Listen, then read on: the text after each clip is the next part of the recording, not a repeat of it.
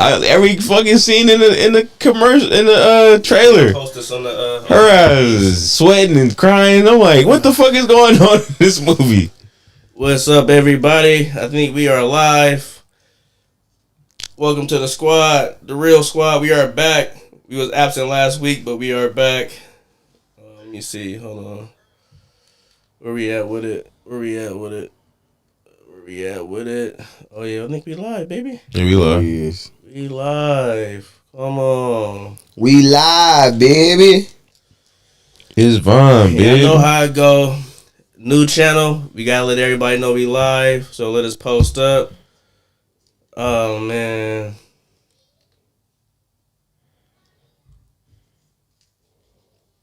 I don't wanna be a player no more. Let me see. You got it, Jose? No, I'm giving it a second. That boy Take your time. struggling. We gotta let everybody get in here anyway. I need to see. I'm waiting for everybody again. I wanna. Can you see the soundboard stacks? How I look at it? Can you see the levels and stuff? Mic check 1 2 1 2. Yep, Jose and Al talk 2. What's happening? What's up? Al say something. Mic check. What's good? What's Controlling good? in my Yeah, cup. everybody good. Right, Everybody levels look even. For sure. I don't wanna be a player. I have to reboot this, man. What you mean? It's not. I don't see. It should pop up now. There it is. Damn, brother. I went through that shit 3 times. Like, bro, what's happening? It's just not as fast. You know what I'm saying? Hey, yo. Whoa. Damn, Rook. Turn your volume down, sir. Oh man. What's happening? What's up? Whoa, bro. Relax. For sure. No Diddy. What up, Cheeto? Cheeto, what's happening? Yeah, my boy. What's up, Cheeto? Cheeto. Oh shit, Q up in here. Oh, this is my other partner, Q. QB. 3200. Oh, Okay. shit. It's about to get turned. What's good, everybody? Q, you out of pocket, bro. You can't say fuck them kids, man. He was mad. He was mad. He missed our segment when we did the question about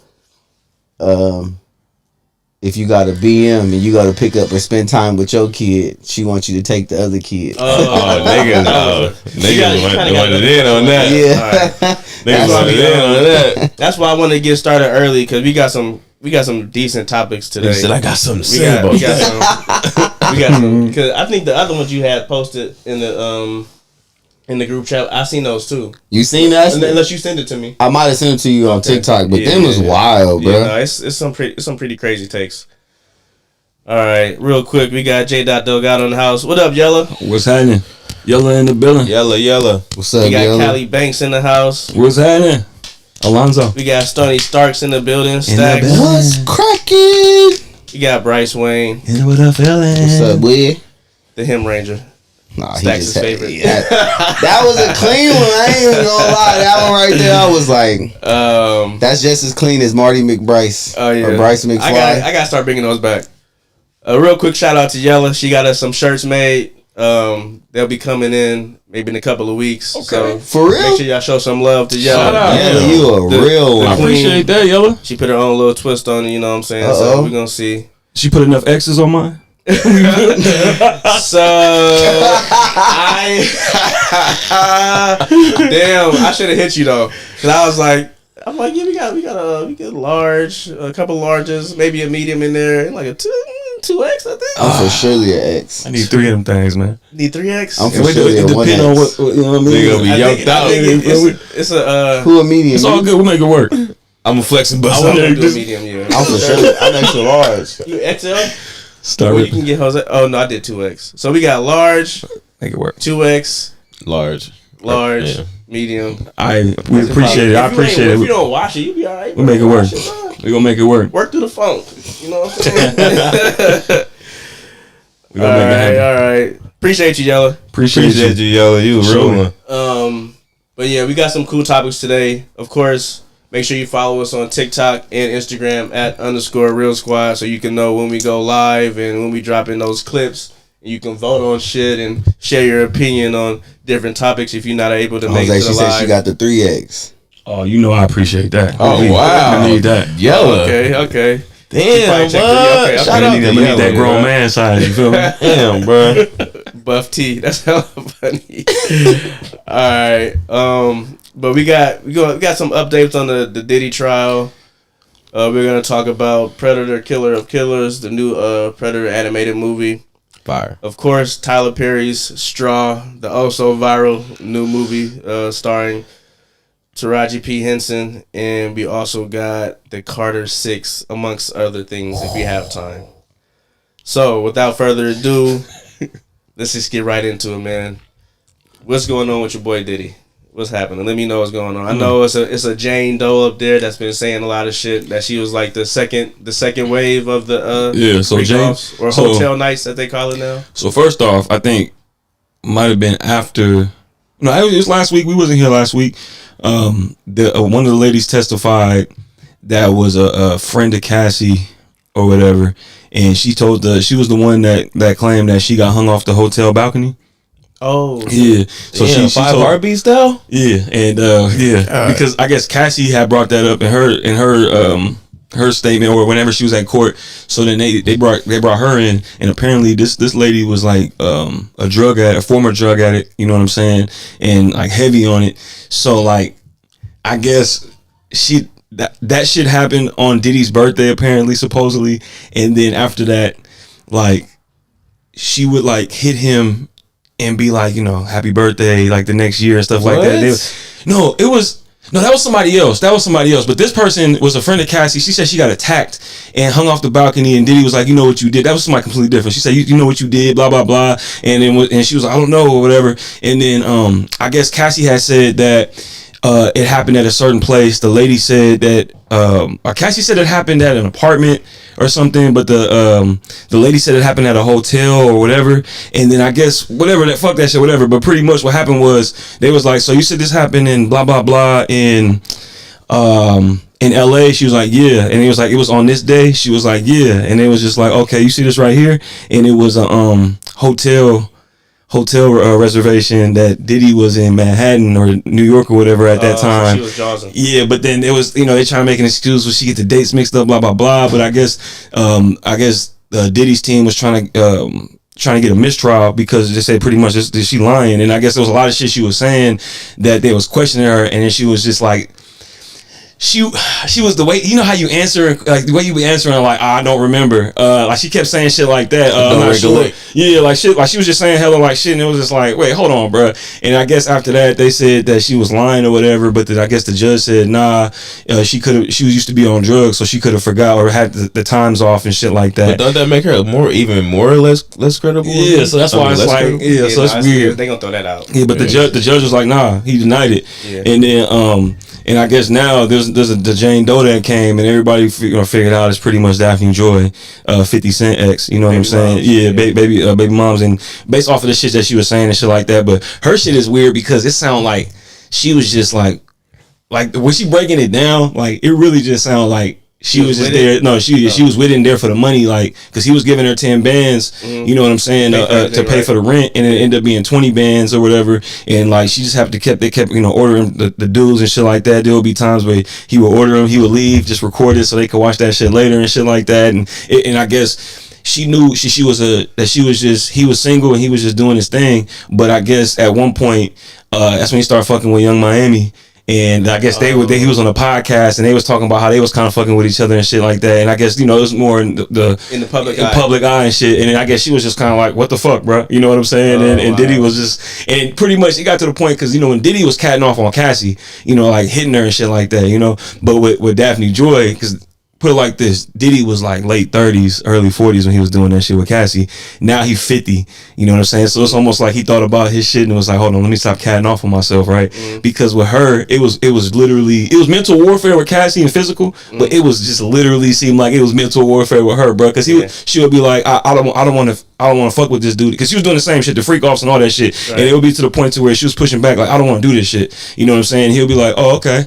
So we don't have to do this shit. It's all good. And she was just like, you know what I mean? What was that? He kind of using coercion for the money to pay her. Yeah, like, well, if you want this money, yeah. He was like, well, if that's what you want to do, we can do it. We don't gotta keep fucking with each other, and I'll keep paying your rent for another 3 months, so you can, comfortably leave and stuff like that. And it was just like, you know what I mean? And she would hit him back and be like, you want to order one of them dudes? You know what I'm saying? Okay, so that's what they was pushing back. Like, hey, you texting him, asking him to fuck with these, you know what I'm saying, these escorts and shit. And she was like, I just wanted to please my partner. You know what I'm saying? So it's little shit like that. And I guess something happened yesterday, or I think it was yesterday, where she got mad that somebody got a Chanel bag or somebody, and then she was just like, but I only got this type of bag. And then they was like, well, how much is this bag worth? Blah, blah, blah.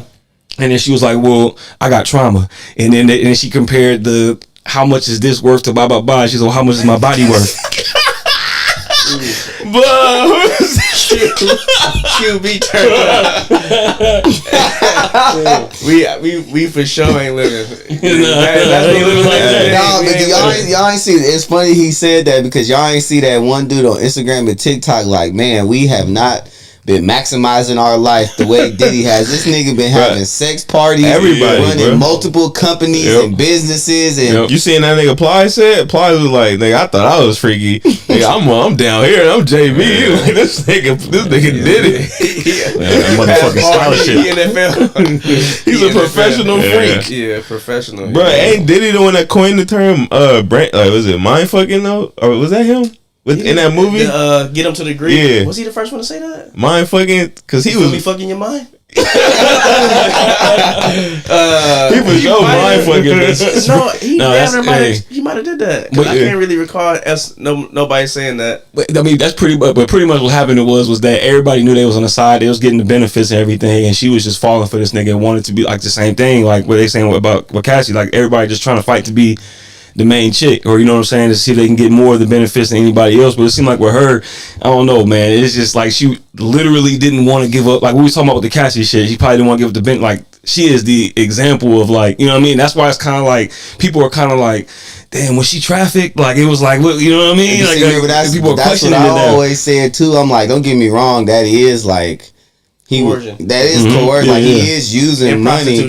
He is using money to keep them to keep them hooked, but at the same time, it was like, you put that value on yourself by staying there and saying, take some type of accountability. You have to at the end of the day, because it's like you had the opportunity to leave, but because you like the money that was flowing in, you was like, okay, well, I'll just keep dealing with it. Did she have an OnlyFans as well? Or no, she said she was gonna start one. She had one, but apparently she claimed that she wasn't able to maximize that because she was dealing with Diddy and everything. They had to do so much and stuff like that. So her only form of income was them 10 bands. It's after 50. This is 50. After 50. Mama. She already had the kid and everything. Like, they was reading all the text messages where they was talking about the son and everything. Like, it was a point where not ridiculous, but like she was referencing. The oldest son, right? The one that 50 Cent don't. No, the young one. The newer one. Yeah, he like 3 or light skin one. No, he older than 3 or 4. He like probably by now he probably like 12 10 or 12. Okay. I saw a picture where he looked like a little. I don't even know. Okay. Yeah, he looked like Asian 50. Yeah, it's hella funny. Damn, so she was part of the freak off too? 50 girl? Yeah.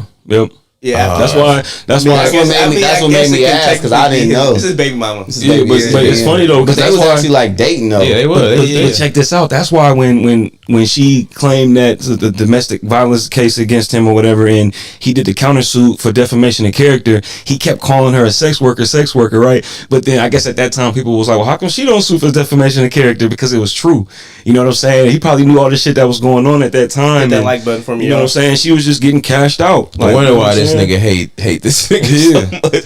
He had this nigga baby mama cash. But shit, Diddy was even talking about, I guess they was saying little shit about Diddy talking about this nigga 50 and shit like that. They was like, yo, talking about we had beef with one of my exes, and it was like that was one of the ones that it's clearly Daphne Joy, and it was just unwinding. Then little things here and there where I guess there was a story that Diddy claimed that he was gonna go and punch 50 when I guess he was in the same like vicinity as him or whatever. And I guess he claimed he was gonna do that and all that shit. It's like blenders on this thing, yeah, bro. That's hella funny, bro. But yeah, it's some shit going on. I mean, it's still like interesting. I'm like, that shit getting me through work. You know what I'm saying? Listening to all that shit. So it's pretty. Is that true? They questioning one of the jurors' integrity.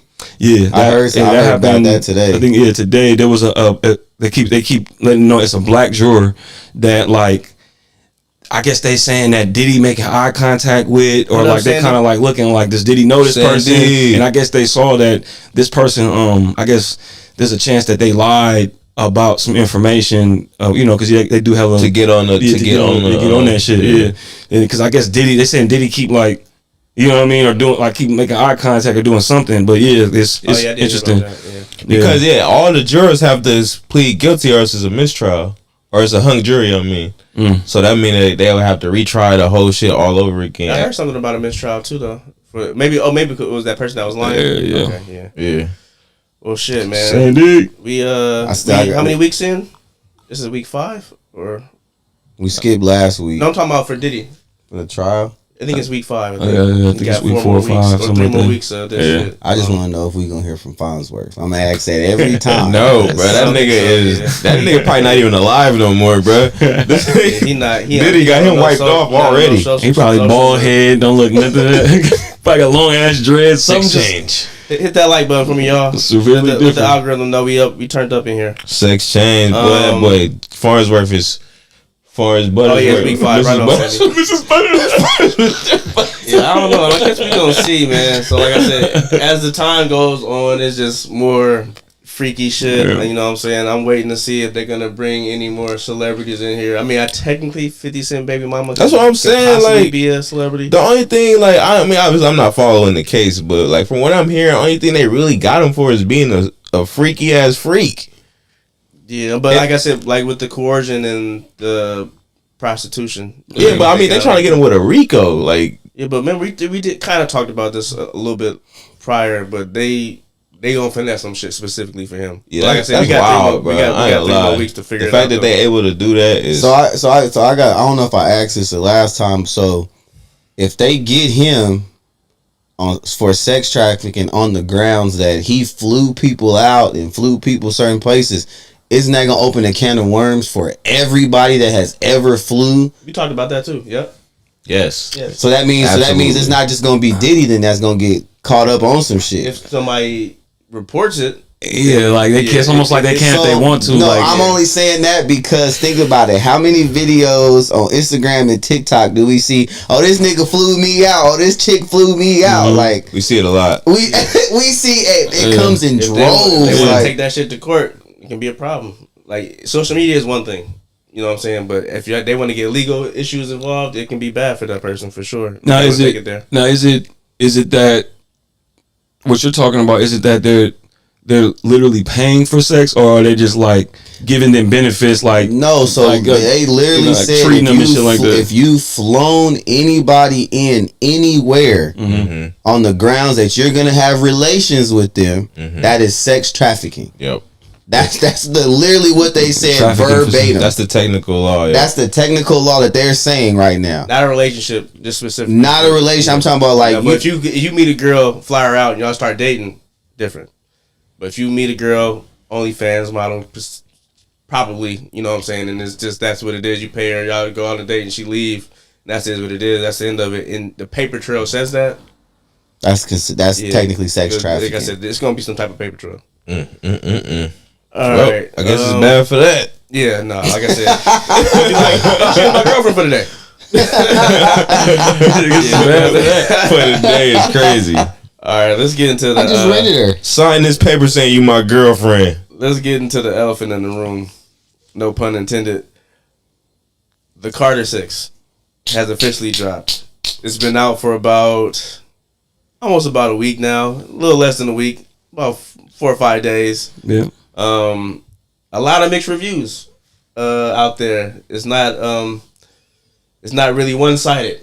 If you've been on social media, even certain news outlets and podcasts have brought this up, and it has been you can't really pinpoint it. It's not a guaranteed hit, and it's not a guaranteed flop, if that makes sense. But I think it depends on the generation. Have different opinions. And anybody know what it sold first week?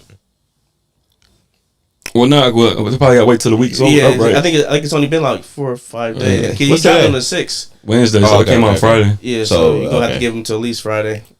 But yeah, I mean, we'll see. Like I said, apparently they still got CDs, bro. I saw somebody go in the store and get a CD at Target. I think they still got. What old nigga went and got a CD? It was a female. Probably just collector at this point. I would imagine. She opened that thing. She busted it down. She'll put it in the car. I'd rather car still got CD players. I'd rather get a vinyl if I'm, you feel me, just have a collector's item. Yeah. You feel me? But I bought a cassette when the Carter 5 came out. Just bought it and just put it up. That's tight. Yeah, that's random. That's dope. Waited forever for it, but it came. Okay.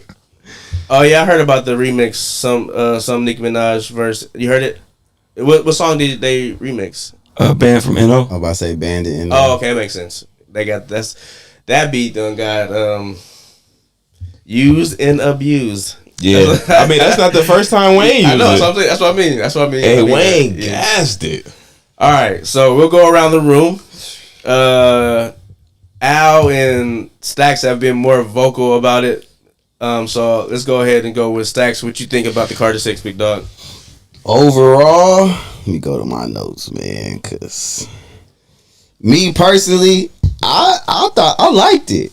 I mean, he's my number one rapper, so like I gave it a fair listen, listening to it each song a couple times. Me too. So the first, like I said, I always go through it that first time, and as I'm listening to it, I put the songs that I like on my playlist and shit that I always listen to.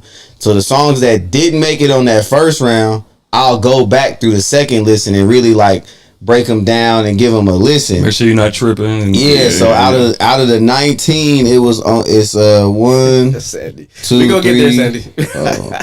I got 1, 2, 3, 4, 5. Niggas rapping over elephant noises. 7. So out of 19 tracks, only 7 didn't make my playlist that I thought they was just cool. Like, I mean, I saved the whole album, but they didn't make it to my like song playlist or. I know, we got you. Yeah, so if I'm giving it an overall, I would give it like a 7.5. I thought it was a real dope. When we done, I want to hear off camera. I want to hear your the 12 that you picked. Or the 11, I guess, because besides the intro that he picked. Oh, that you okay. Yeah. But yeah, no, I had fun with the album. I'm like, what I mean? Like me and Al, we was sending some of the bars and stuff that he was saying in the group chat and stuff, and they was Wayne, bro. Like, what I mean? I feel like he didn't really I didn't feel like he was missing nothing. Like, some of the beats was a little to me, but that one low-key theme. I'm like, why is this like a rock solo? and believe it or not, Loki's theme made it to my. He was gassing. That's what I'm saying. Like, overall, people like I just feel like it's a generation thing. So I feel like some of these younger cats that didn't really grow up listening to Wayne, they just so used to that mumble and drill rap that they don't know real lyricism when they hear it. Like. So, I mean, like I said, I had fun with it. I liked it. Same. I'm for surely going to keep slapping it. Same. I gave it a 7 for sure. To where I got it in the Carters, I put it right between Carter 3 and 5. For me, I got 1, 2, 3, 6, 5, 4. So, like, I put it like right in the middle of all his Carters, you feel me? Like, it was definitely not better than the first 3. No. But you feel me? To me, Carter 4 was the worst. I never listened to the Carter 4. Like, Carter 5 was okay, and then I put it right before Carter 5. You feel me? Okay. Jose. Oh, maybe I should go. Yeah, go ahead. You go. Yeah, Jose just took this shot. Jose really. Show him. Just flash your paper. Jose really came with notes for us, like studious. He got a report card for Lil Wayne. Studious. All right, so I was able to listen to the uninterrupted the entirety of the Wayne album. Prior to the Wayne album, me and Jose, but specifically me and Jose have been going back and forth over expectations, and I think I was more on the critical side as far as what to expect, because I was more my expectations were low. I wasn't expecting because like I said, we had conversations about what if he got this producer, what if the sound was like this, what if he worked with these people, and granted it were some artists on there that we weren't privy to as far as what was leaked. I'm like, oh, okay, this person's on here, cool.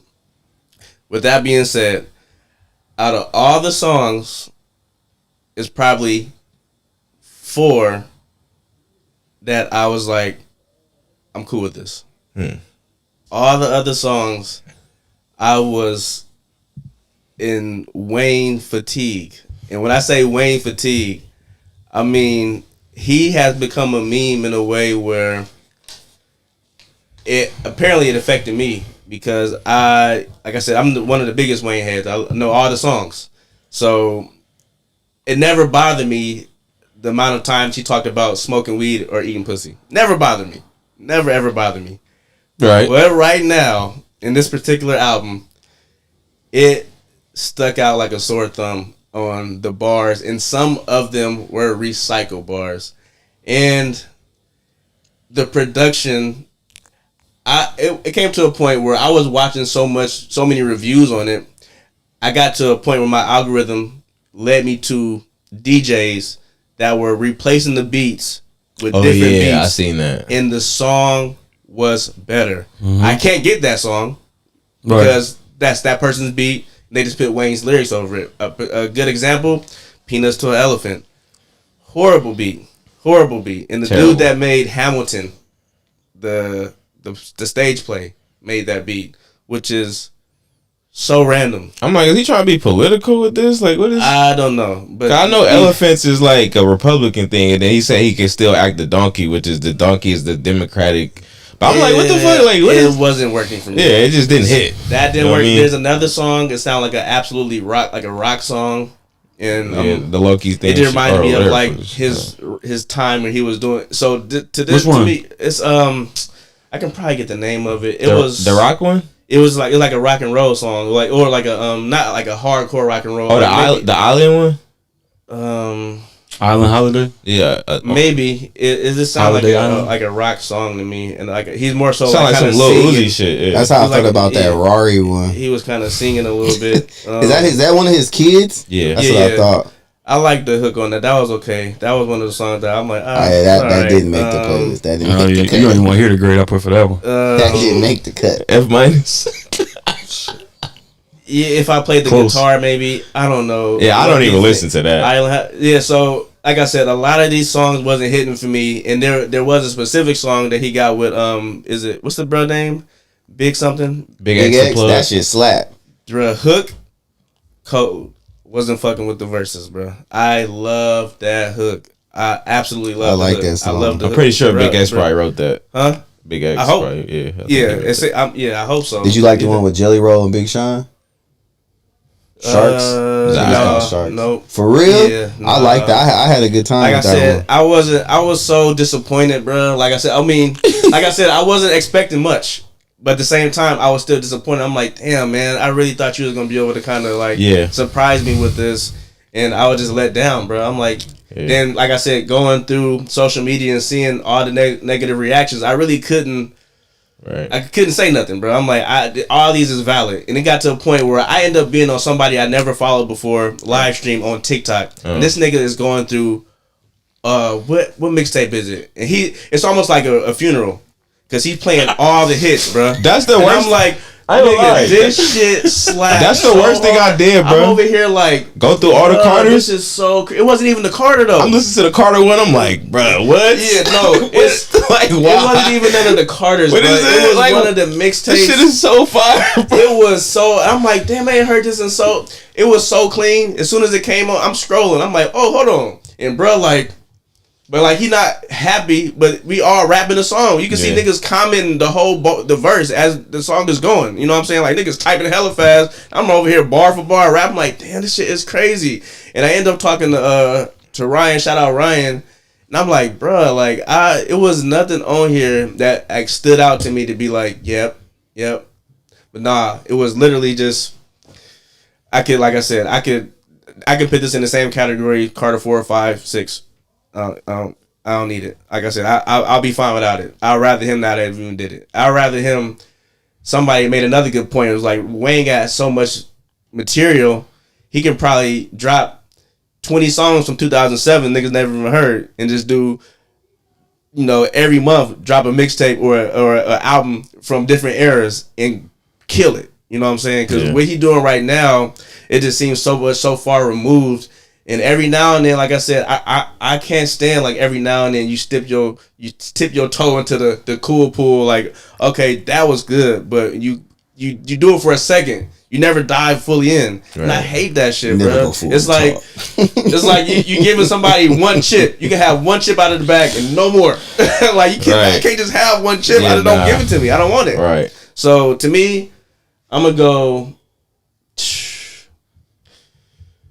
Boy, I guess I'm gonna go real average. Real average. I give it a 5. A fever? And the only reason I'm giving it a 5 is because he still can rap, obviously. But is it any substance to it? Absolutely fucking not. Am I gonna pick this over GNX? I hate bringing Kendrick in this.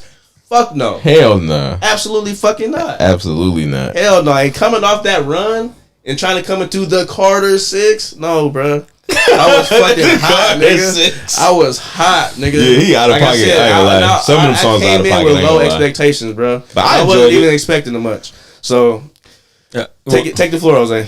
Here we go. All right, I'm gonna be honest with you. You said we both had low expectations, but you thought there might be a chance. I never really thought there could be a chance. Only because of the conversation that we had. Right, but only because of that. But the conversation we had more so optimism.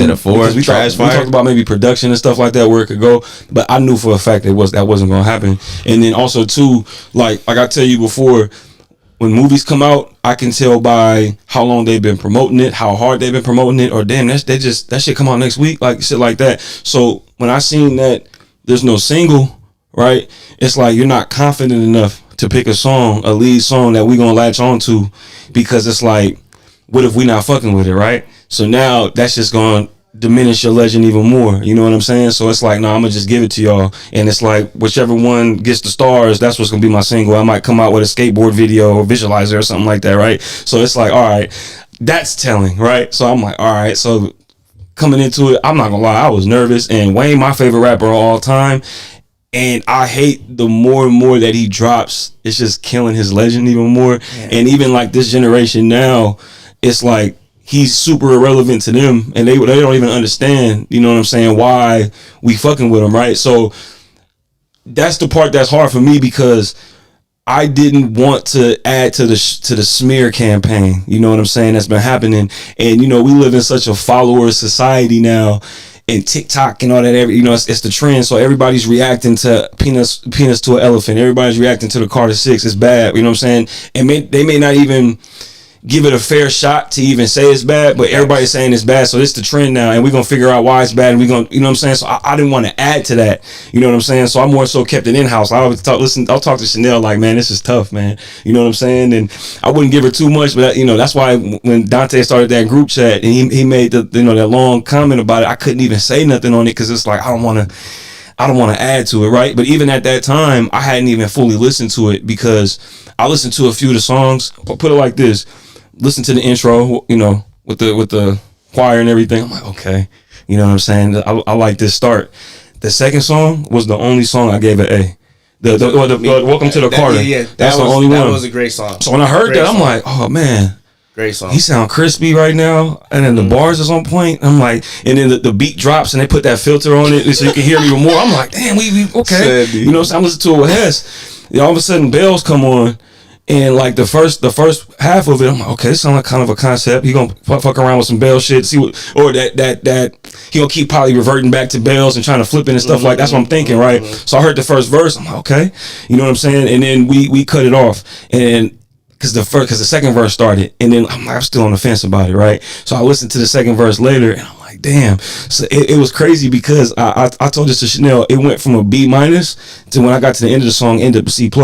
And I was just like, nah, this ain't it. You know what I'm saying? And then like the hip hop, I wasn't feeling it. Sharks to me a little bit better, because I was fucking with the hook, you know what I'm saying? But even Wayne's verses on there, they cool, you know what I'm saying? When I got to band 10 from NO, it wasn't the best song, but it was like fun. You know what I'm saying? That's the song I thought you was gonna really. It was fun. It was nostalgia. Yeah. So I was like, all right, a little twist on the beat. Yeah, and the bars to me was good enough. You know what I mean, to rock with and stuff like that. But the the little 6-6, the Carter 6 like that, I was like, all right, you could do. It's like I was like, all right, you know what I'm saying? But I'm right there with you. We start doing that, and then after that, it start kind of going downhill. Like the Days, I'm not fucking with that song like that. The one with 2 Chainz, I accepted it. After a second, I accepted after a second listen, like that song. because I know you're not talking about anything. They actually are talking about coke in that song, so that actually is a subject, I guess, if you want to give one song, right? So I was like, all right, I can accept this. And then the Flex Up had to grow on me, but it grew on me, but. I was like, okay, because I didn't know what he was saying at first, but I was like, okay, I'm vibing with it. The vibe, you know what I'm saying? I'm cool with it. The Island Holiday skipped it. Loki's theme, when that shit flipped, I'm just bad. I like the end of that. But I wasn't mad at if I played guitar, because I felt like if that was back in the day, it would have been heavy auto-tune. It wasn't a lot of auto-tune. I feel like it was the right amount. And when you hear what he's saying, to me, it was like on some like How to Love kind of like, it almost seemed like he recorded it around the same time, because the shit he was saying was actually decent in that song. So I was like, I'm not mad at it, right? You know what I'm saying? And then Peanuts to an Elephant, you already know. Rari, to me, trash, bro. It's like the hook had nothing to do with the verses. The verses was alright, you know what I'm saying? And it was just like a bullshit ass song that's like, why do you have this on here, right? Both of them songs, I don't fuck with the Rari that Rari shit either. The fucking Alone in the Studio, trash. I do fuck with Written History, the last song. I agree with Sandy. I had a good time with Alone in the Studio. Yeah, but it's the Maria song, I'm cool, bro. It's like, and then also, so this is my last little thing. To me, he wasted a Manny Fresh beat. Because that Manny Fresh beat, the sample reminded me of the Being Myself. Yeah, it reminded me. I like that song, bruh. All right, listen to it again and check this out. I played this for Chanel and she thought the same thing. I thought his energy was stupid ass low in that song. Listen to that song and listen to his energy, bruh. To me, it sounded like a reference track. And maybe I'm gonna get to this later, and almost like they picked the wrong vocals. You know what I'm saying? Because to me, it just sounded like somebody made him do that shit. It was just like, I'm just being myself. And it was just the energy to me wasn't, how high energy and stuff like that. To me, it wasn't that good. And then even during the beat, I'm like, this beat the sample remind me of something that was Carter One-ish.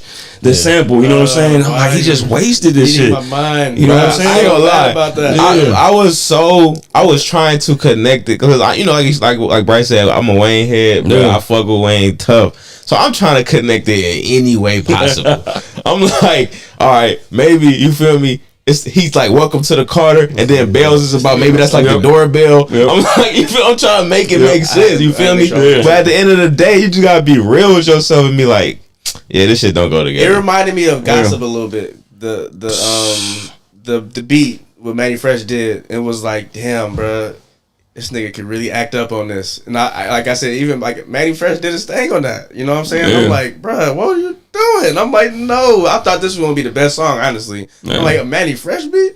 Nah, I get what you're saying though. He was kind of like, I'm just being myself. When the beat came on, I'm like, I was excited. And like, I said this about Drake. I said I stand on this. I hate when people sing along with the sample. I don't like that. You know what I'm saying? It's like, say something different. Talk shit over the sample, or just let the sample play. Let it shine a little bit. Because when he started doing that, I'm like singing over it. I'm like, oh man, all right. It was just making it even worse. It was like he was digging an even deeper hole in me. You know what I'm saying? I'm like, bro, Diddy. Your engineering got to be fired to do some shit like that. And his production was way over. The production was crazy. The potential to absolutely, it could be the most fireest beat, but when he rap on it, he gonna stand out the most. But the beat is just gonna end up complimenting it at the end of the day. Right. And that's why I said that's why I felt like he did with Gossip. Gossip was fire to me. So check this out. Well, go ahead, go for it. That's all I was gonna say. I know the problem. We can all agree there was still some bars on there. The beats, 100%. Most of the beats trash, right? Yeah. Song concepts, none. You know what I'm saying? To me, okay, whatever. Wayne, imagine if some of these songs were somebody else's songs and Wayne was the feature, right? We wouldn't be as mad. We would be like, oh, he gassed it, right? Yeah, he would gassed it, but that's not his song. So we would just accept that the song's alright, but he gassed his part, right? Right. But the fact that these are Wayne's songs, You know what I'm saying? But like, it's like, damn, he still has the same bars, but it's like trash beats. It's like, now you think about it. If I want you to, I'm gonna send you the beat done. My verse is done, the hook done. I just need you to just do your part, right? So it's like you already heard the whole shit, and it's like you coming in, you adding to it at this point, right? Now when it's your turn to do that shit, it's like, you know what I mean? The beat selection off, the hook, average, it's shit like, it's like, man, and it's like, you could tell that even with the Sharks, with the Bono song, it's like you getting these skeleton tracks with the verses already on, and you just adding your shit in, and it's like, is Mac Main picking these songs? I don't know, man. It's weird, bro. I mean, that's what they said supposedly, man. And like I said, I gave every track a letter grade besides the first one. You know what I'm saying? And the GPA that I came off with was like a 2.2 or something like that. But put it like this, it's a 55% for me. So I gave it a 2.5 out of 5, which is a 5.5 out of 10, 5.4. So for me, it's between the real average and real decent. I put it real decent. Yeah, but I guess it's more so in the real average department because it's 50. So you know what I'm saying. So that's where I'm at with it. And like I said, I didn't want to just add to I didn't want to put into the world. You gotta be real though. It's real squad. Yeah, but I don't want to add to the slander. Okay, I wanted to give you all some like reasoning, like why I feel that way, instead of coming on as everybody else saying it's trash, because it's like I don't.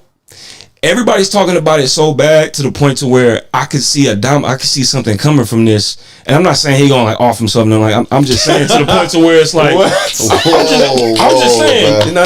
If I made a big ass video about an album, this whole time it came out and everybody's saying it's trash, and I'm going on tour. I'm about to go on tour about this. So like, so now it's like, am I gonna do Carter 6 songs, or I'm just gonna have to You're not gonna do Carter 6 songs. Yeah, but that was the point though, right? You know what I'm saying? So now it's like you're gonna have to do a little bit less. You got to see what the people are feeling and just do them songs. You know what I'm saying?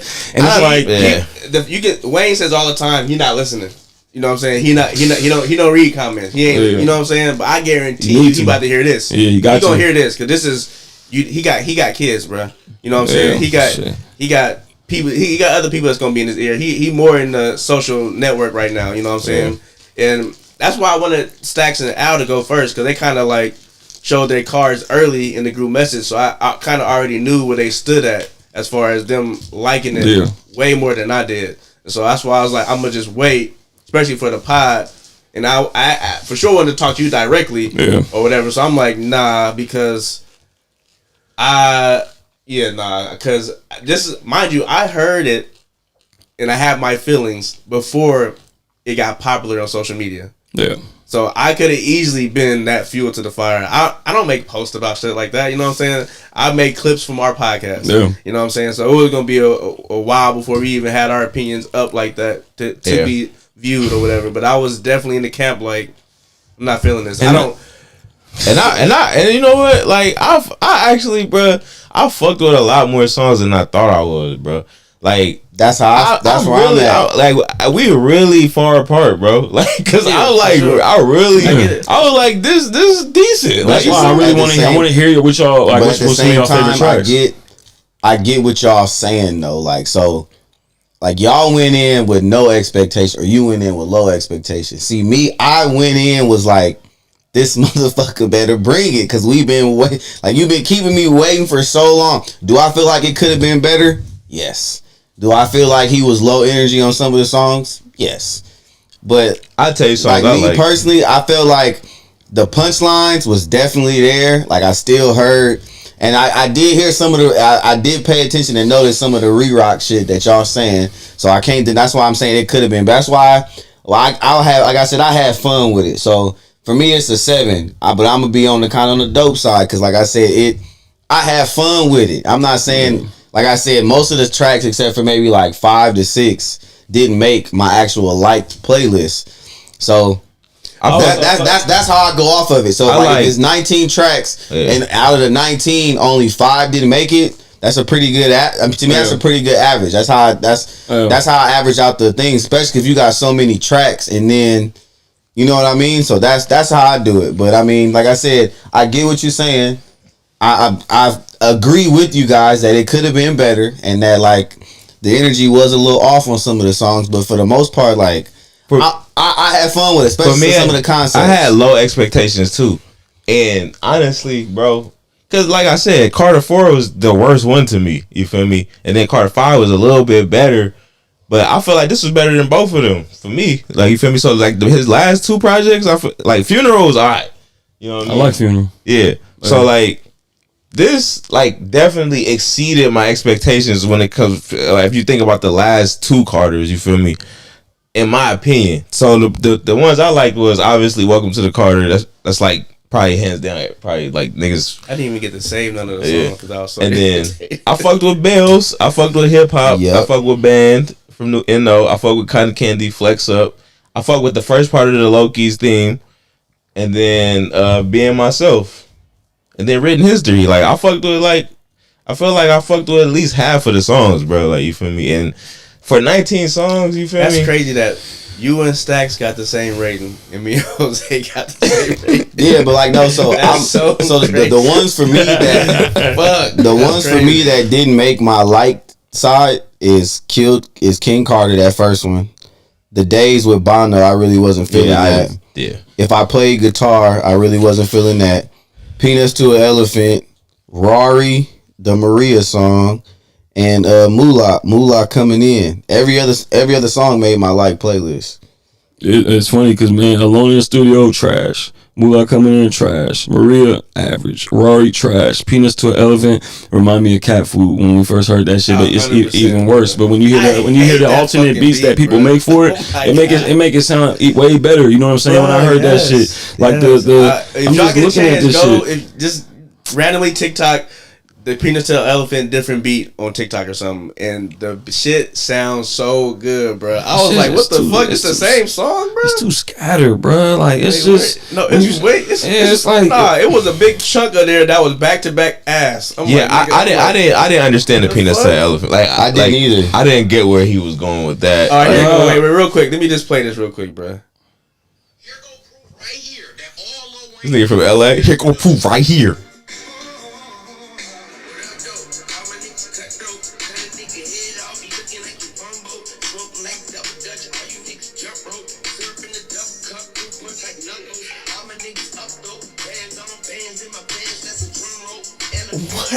It's like you know what I'm saying. It just make it sound so completely different. Oh my god! You know what I'm saying? This nigga just pretty much made an example of what we were talking about. The production, bro. Who are picking these beats? Right. Who is telling this nigga this is tight? Why aren't you having your ear to the hip hop game right now? Why can't you transform with the culture? Why can't you grow? It's been it's been frustrating for me as a Wayne fanatic. You know what I'm saying? I used to be in high school fighting. I was telling a story the other day. I used to be arguing 1v7, bro. Everybody was telling me how Wayne was weak, bro, and I used to be going hard, bro. Like, nah, Wayne was going hard, bro. You know what I'm saying? At this time, I don't even know if you remember it. I was telling Chanel this the other day, and I was like, I don't even know if Bryce was involved in this at that time. I wasn't around when I was Carter Sneed and everybody, but this is right before the Carter one. You know what I'm saying? Because everybody was calling 500 Degrees trash. You know what I'm saying? They was calling it trash, and it was like, no. And then when the Carter one came out, I'm like, what y'all talking about? Carter 2? I'm like, come on, bro. I was on Squad Up. You know what I'm saying? All the Squad Ups. It was bad. That's what I was going hard with. SQ4. I was SQ4. I was going hard with that. What are you talking about? Are you serious, bro? Niggas in trouble, bro. For sure arguing. Come on, bro. Me and Ryan got into it on the way from LA. Come on, bro. Right, Jay-Z. Right. That's one nigga from Tech that was like Jay-Z the best rapper. But you see, I'm like, nah, you see how ridiculous it is. You know what I'm saying? And it got to the point to where it's frustrating, and then it gets to the point because Kanye, one of my favorites too. Okay, you see Kanye. Every album you see it's getting bigger, getting better. You know what I'm saying? And you see his, it's like, okay, you kind of like almost making it work and accepting it. And it got to the point to where you're getting frustrated to the point to where you almost feel bad. And that's the reason why I said I didn't want to add to that, because it's like, man, like, bro, you really lost touch of like what's going Kanye on right West now. Is cool. Yeah, and Kanye West. Drake is cool. Yeah, and Kanye West. I think where Kanye gets, I think where he benefits from is the fact that he's a producer too. You know what I'm saying? So he can stay in touch with what's fresh and you know drums and sounds and stuff like that. You know what I'm saying? He's still up on game. He know who niggas is. You know what I'm saying? Does he know? I think it's weird, bro. He makes an attempt to try because I remember even when he was talking. You talking about Kanye, right? Yeah. I remember when he was talking about Jim Jones and he was like asking him to get his young niggas to, you feel me, send them pictures of what they wear and shit, so he could. Like he tries to like. Wayne don't even be fucking with niggas. I'm doing me. He didn't even know who TDE was. He was like, I thought that was like some wrestlers or some shit. Like you don't know. He said 21 Savage. He thought it was a group. Oh yeah, he thought 21 Savage was a group of niggas. Bro. That shit don't even. At first, like I said, I gotta keep saying. All that shit, I do me. I don't even pick my songs. I just record them, Mac pick them. It's like, so it's this nigga fault. Like, you know what I'm saying? That's the reason why. You know what I mean? And that's what I'm saying. Like, accountability. Bro, and for him, it was that other nigga, the manager nigga. Oh, that Tiz? That was picking the songs. Yeah. Bro, he should have been. I feel like Tez was doing better though. But be honest with you, he should have been done with this Carter series, bro. You know what I'm saying? Like, he should have been done with that. I'm gonna be honest with you, like, that put a damper in it too. I'm proud of that. And to me, Carter 4, he had just got out of jail. We knew that he was different. He was sober. You know what I'm saying? He sounded way different. I accepted that. Carter 5 took hella long, and you could tell it was some moments, and it was just filled with hella old shit. Mona Lisa had been recorded 5-6 years before that shit, and you could hear it. If you actually listen hard enough, you could hear it, right? So I'm like, all right, whatever. Funeral came out, and I'm like, this ain't bad. It's not bad. I'm feeling it. You know what I'm saying? On some Free Weezy album shit, kind of like it's different. You know what I'm saying? Okay, cool. Sorry for the Way. You know what I'm saying? And then all of a sudden, Sorry for the Way. Look, I like Sorry for the Way. I'm fucking with that. But then you drop this Carter 6. Like, bro, you should have called this shit something else, bro. I think you right though, bro. I think like you didn't did so much with the Carter theme that you can't do anymore because it's like, all right, we get that you're in the building, like you feel me. But I feel like I feel like he tried to get back to that, but he just didn't see it through. Yeah, like because Welcome to what was the first one? Welcome to the God. Yeah, like that was I was like when I was listening to that, I was like, oh shit, bro. That was the one time for a split second he caught me slipping, bro. I said, wait a minute. Oh shit! I about to get the old way back. Wait. Shit! I Am Not a Human Being or Carter 6. Let me look at that. Here, hold on. That's the track list. Yeah, I'm gonna show Jose real quick. Let me see it. Oh, you know what? I'm Not a Human Being. It's not even easy. As soon as I seen Bill Gates, what we talking about? What we talking about? Hella tracks on there, bro. What you mean? That shit is bangers on that motherfucker. And I'm like, I was talking to Ryan about this. I'm like, I'm going. Gonorrhea, Hold Up With You, nigga. I'm Single. Come on, bro. Are you playing? That's not even close, Are you bro. dumb? What they saying? Are you dumb? Come on, bro. In New York, is you Don't dumb? be stupid, bro. Yeah, nigga, bro. That album is better than the last 3 Carters. What are we talking about right now, bro? You know what I'm saying? You talking about Carter 6? I put that above Carter 6, 5, and 4. I don't bro. like the look of it. Come on, bro. Get the. I like that look of it. In all fairness, that was the alternate beat. It was the alternate beat that week. It was the week. Oh no! Is that the right one? No. Oh, don't play it. Because it's a sample. It was a sample. I don't like the look of it. That was the best one. Yeah, it was a different ass beat. That sounded hella weak. But still, we understand. But it was funny though, because even that beat was weak. But it's all good. Yeah. You know what I'm saying? But yeah, I am not. Yeah, absolutely. I am not a. Yeah, I mean that's what I'm saying. The Funeral in that, and then like his other albums, man. Like that's why I didn't put those in there. You feel me? The Carters. You feel me? Obviously, bro. I was listening to Carter 1. I was damn near shed a tear, bro. I'm like, this shit was so good. I hear what y'all saying, but to me, the first half of Bell slap. But the second verse, bro, I'm like, what? I like Bells. I'm cool. Like Bells. The second verse, I'm like, this nigga mailed it in, bro. It was. I promise you, it was like. I'm gonna say this. It was like I saw where he was going at first, right? And I'm like, okay, I see where he's going. You know what I'm saying? And then it was almost like he was like, all right, I'm gonna get to it. You know what I mean? And then like 3 weeks later, he was just like, yeah, let's, you know what I'm saying? Keep it going. And it was just didn't have the same juice. It was almost like he did it in 2 different sessions. Like Sandy said, it's the Wayne's with going to Delilah. We're going to Delilah. It wasn't that bad. I don't think it was that bad. Sandy. I like that song better. You like that? Yeah. We gotta move on, man. Nah, but hey, I want to hear. You know, we gotta definitely talk about this off camera. I want y'all to hear if I play guitar. It's not bad. It's not as bad as y'all think. I'm gonna just say that it's not bad. And that's a song I didn't. That's one of the songs I didn't like. Yeah, that's what I'm saying. To me, that one was cool. About it. We'll do the Patreon. That was tough, man. It's tough, right, bro. Like I said, I'm glad everybody get A verdicts. I mean, we tried to be fair as much as we can. We obviously was fair, you know what I'm saying? Everybody gave their true opinions. Nobody, it wasn't a one-sided, you know what I'm saying? It was kind of 50-50, split down the middle. One room felt one way, other room felt one way. So it is what it is. All right, let's get into these movies, man. First things first, let's talk about this Predator Killer of Killers. Fire. Did everybody get a chance? Jose, you didn't get a chance to watch it? Mm-mm. Okay. You've seen the Predators before, though. You've seen at least one of them movie. Yeah. Probably seen the Arnold one, maybe? Yes. Okay. You ain't see the other ones? No. Yeah, nah. Yeah. This shit was probably... Well, honestly, this is what the fans have been asking for a very long time as far as the Predator franchise. Like, we know they've been around for ages and eons. Let us see them fight against people in the samurai era or in the ninja times or Vikings, and we absolutely got it in this animated form, which is crazy because Hulu did it and it's owned by Disney, so it was kind of a little nerve-wracking that Disney owns everything now, so we wasn't sure how turned up they were going to be, and this was a very brutal, very gruesome animation. Definitely turned up. Animation style is similar to what they did with the Miles Morales Across the Spider-Verse. The first story you got is the Vikings. Tic Tacs. Real quick, I'll do my rating of each one. I think it goes in order, honestly, for me. I really like the Vikings. Then I really like the Samurai. I did not like the pilot one. Oh, you didn't like that? Yeah, it had a lot of. To me, it didn't make sense for that to be the no dreads. That didn't make a sense for Predator to lose that. The Predator no dreads. Well, that was fine. I would the pirate looking Predator. I was cool with the look and everything. The designs was fine. The designs of all of them was fine. My favorite one is the Viking one.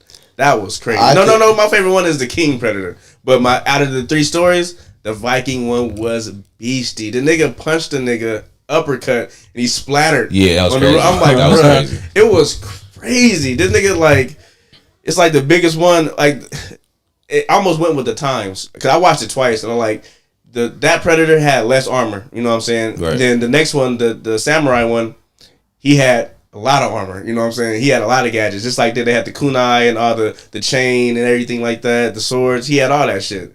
And the pilot obviously was in a spaceship or whatever. But it definitely seemed like it evolved with the time because Predators learn from they fights and they learn like, okay, we can use this, you can use this, and kind of take what they see, what works and what doesn't work.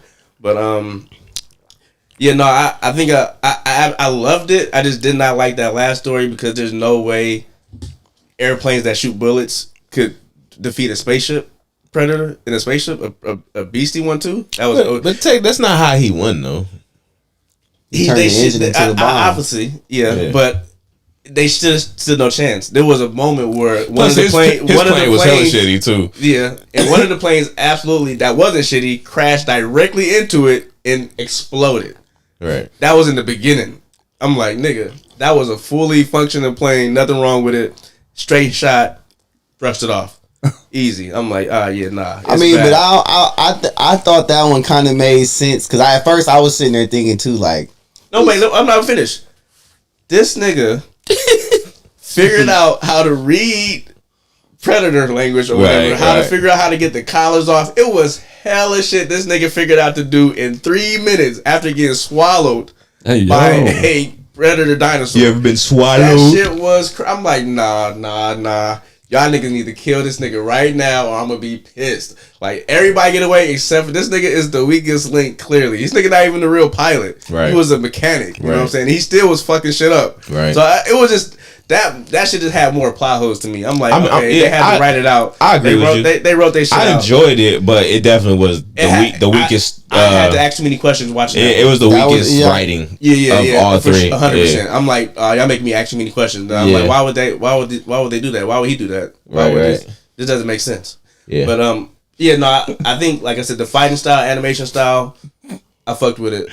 My favorite one, I really don't know, man. I guess the Viking, because the old girl was going crazy, bro, with the sharpened shields. That shit was so fire. She was so beastie. Crazy with them shields, so beastie, bro. And like I said, I love the size and the scale of that Predator. Right. Like, that was scary, bro. I also like how they they showed like what happens, like, you know, when predators, you be seeing predators' arms get amputated, but then you see like, damn, this nigga just turned this shit into like a super weapon. He was like a sonic boom. Yeah, he was fucking shit up with that. Yeah, that's clean. My, you want to go first? Go ahead. No, go ahead. I put the samurai one first, and then I go with the Viking one second, and then that fucking last one was crazy. The reason I like the samurai one so much is because I'm always a big like fan of Japanese lore in general. You feel me? Yeah. So like just the fact and how they was doing it, like, you know, with the samurai, you know, he like it's kind of like mirrored each other. Yeah, like I said, like, he grew with the time. So that predator had a lot of shit that they had.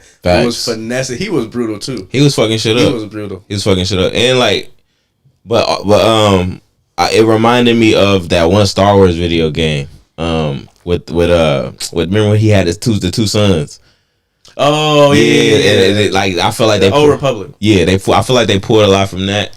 But you know how they made he made them fight and shit, and then the one brother dipped. You feel me? Like I came back turned up. You feel me? After Pops died, I'm about to show you that I'm the nigga. Yeah, I'm the nigga. I just didn't want to fuck you up at the time, but now I'm about to come back. You feel me? And I like you know, like I just like that story and shit. How like when he cut the shit and they end up coming back, that's how he fell and shit. Yeah. It was no dialogue too until the very end. That was the first one with really no dialogue at all. Right. Yeah. And then the Viking one, like you said, the Predator in that one was turned, bro.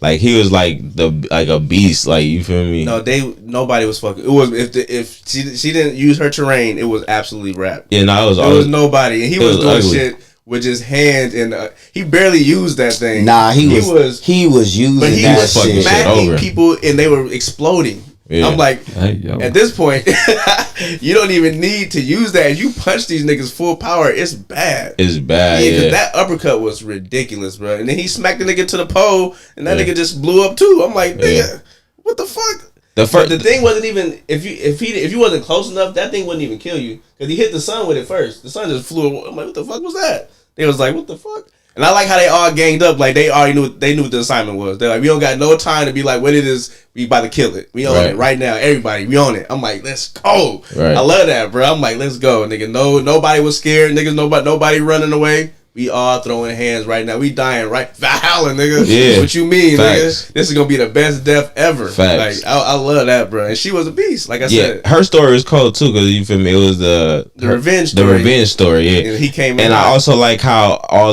like you said, all of these stories came together at the end. You know what I mean? You get to see what happened to the survivors. Yeah, it was the shield, it was the sword, and the bullet. Yeah. Yeah, and they all came together at the end. I do agree that, you know, it was a little, you know, it was a lot of like, I call it plot device to where Torres ended up winning. Suspension of disbelief because it was absolutely ridiculous. Yeah. Because that nigga he did a Tom Cruise and got on the. But then you understand because the other two niggas was so saucy. You feel me? Like.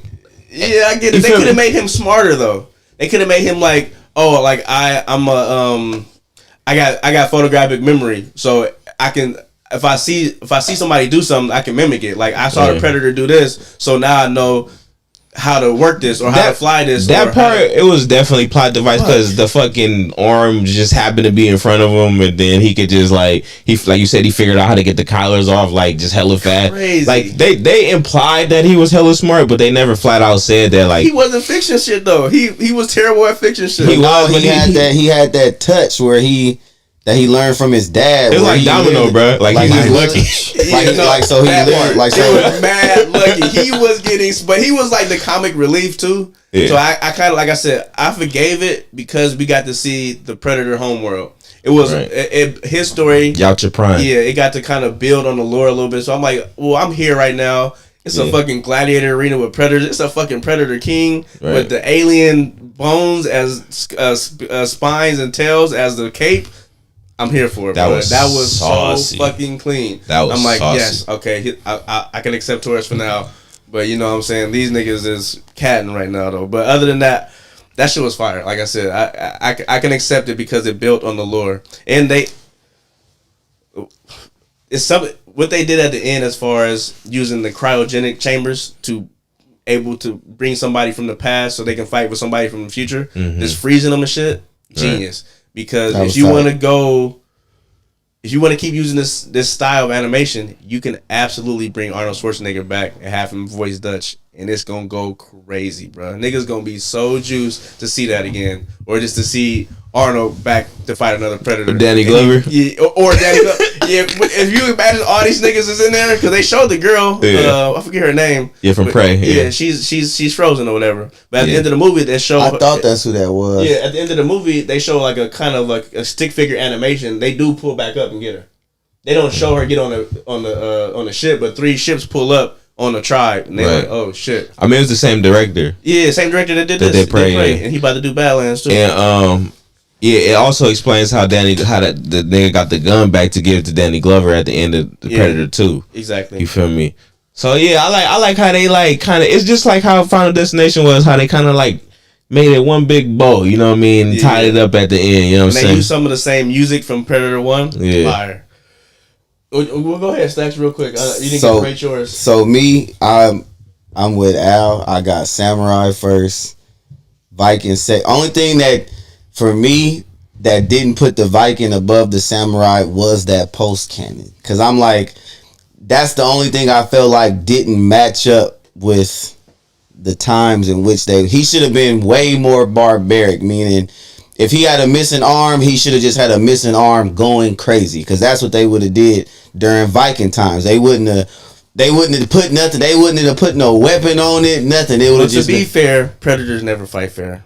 If we're gonna be fair, I'm not disagreeing with you, but like with the Samurai one, like you said, he had all the different weapons and secret shit that they did. If he had something that was comparable to it, to where you like, oh, okay, I get that. But that post canon made no. He also had the projectile bombs in the the sound. Just give him time. They didn't have that, but he had that. Those are basically his throwing stars or. Nah, the motherfuckers blew up. Fuck that. Niggas got bombs. These niggas throwing kunai bombs. Well, they had smoke bombs. They like in Naruto. Yeah, for sure. They had the smoke bombs. So I mean, I don't know. To me, I just thought the post canon was a little, but I thought the Samurai one was the coolest. I had fun with Torrid. I get what y'all saying. I had fun with it. And like you could definitely, like you said, see the plot armor, but like you said, he was supposed to be the comedic relief. So I guess so. Yeah. That's how I look at it. That's why I chalked it up. But it was. I felt like it kind of worked in certain scenes, like especially when he was like when I seen him about to fly through the different warships. I'm like, oh yeah, this is probably where the Predator ship is about to get most of its damage from. Yeah, because them is actually real big ass mortars like that. That shit is about to do some fucking damage. I would have accepted people reacting off of that too, like getting close ups on the other ships. Like, nigga, what the fuck is following him? That's not ours. Like, what the fuck is that? Like, it was no other reactions from nobody else. You know what I'm saying? That was just so random. But like you said, them going to the Predator planet, that shit was hella tight. Like that whole gladiator arena and them actually doing shit like that, showing that one like whatever creature shit that was. That shit was pretty dope. But once, like you said, because any other time, nobody has ever... There's been instances where people have seen the fucking Predator shit and had chances to fucking touch it and shit. You don't know what them fucking... What's going on, Kevin Cruz? Like, you could really blow some shit up. Like, you know what I mean? And... Like I don't know, bro. It's a self-destruct nuke thing on there, bro. You could have ended everybody, and you could have fucked up the whole Gladiator Stadium fucking with that arm. Right, yeah, because he didn't know that, but that definitely probably. I feel like they could have put that in there because they could have explained it a little bit better on how he know that, how he figured it out. But see, or even fly the ship. Like how was he able? I feel like they was playing on that little skill he learned from his dad to listen to the machine or listen to that definitely was playing on that. Whatever, sure, like they could have explained that a little bit more. So basically, Jose, how it started off was his car broke down and his dad could just get into the car and like hear it crank. There's actually mechanics like that. Yeah, hell yeah. That actually like you hear they hear the crank or feel how it's oh, this is what's wrong with it. Certain shit A, B, and C. Like if certain shit happen, I can hear like that's throughout his whole little shit. That's what he did. So he jumped in the plane and like he couldn't really get it to start at first, and then he was like, he had a picture of his dad in there, so he was like, all right. He closed his eyes and he kind of just really like listened to it. And then shit started going right for him. Mm-hmm. So I mean, I thought that was a little far fetched that he did that on the Predator ship because it's completely something fucking different. Mm-hmm. Like you know what I mean? Like they saying them symbols is different.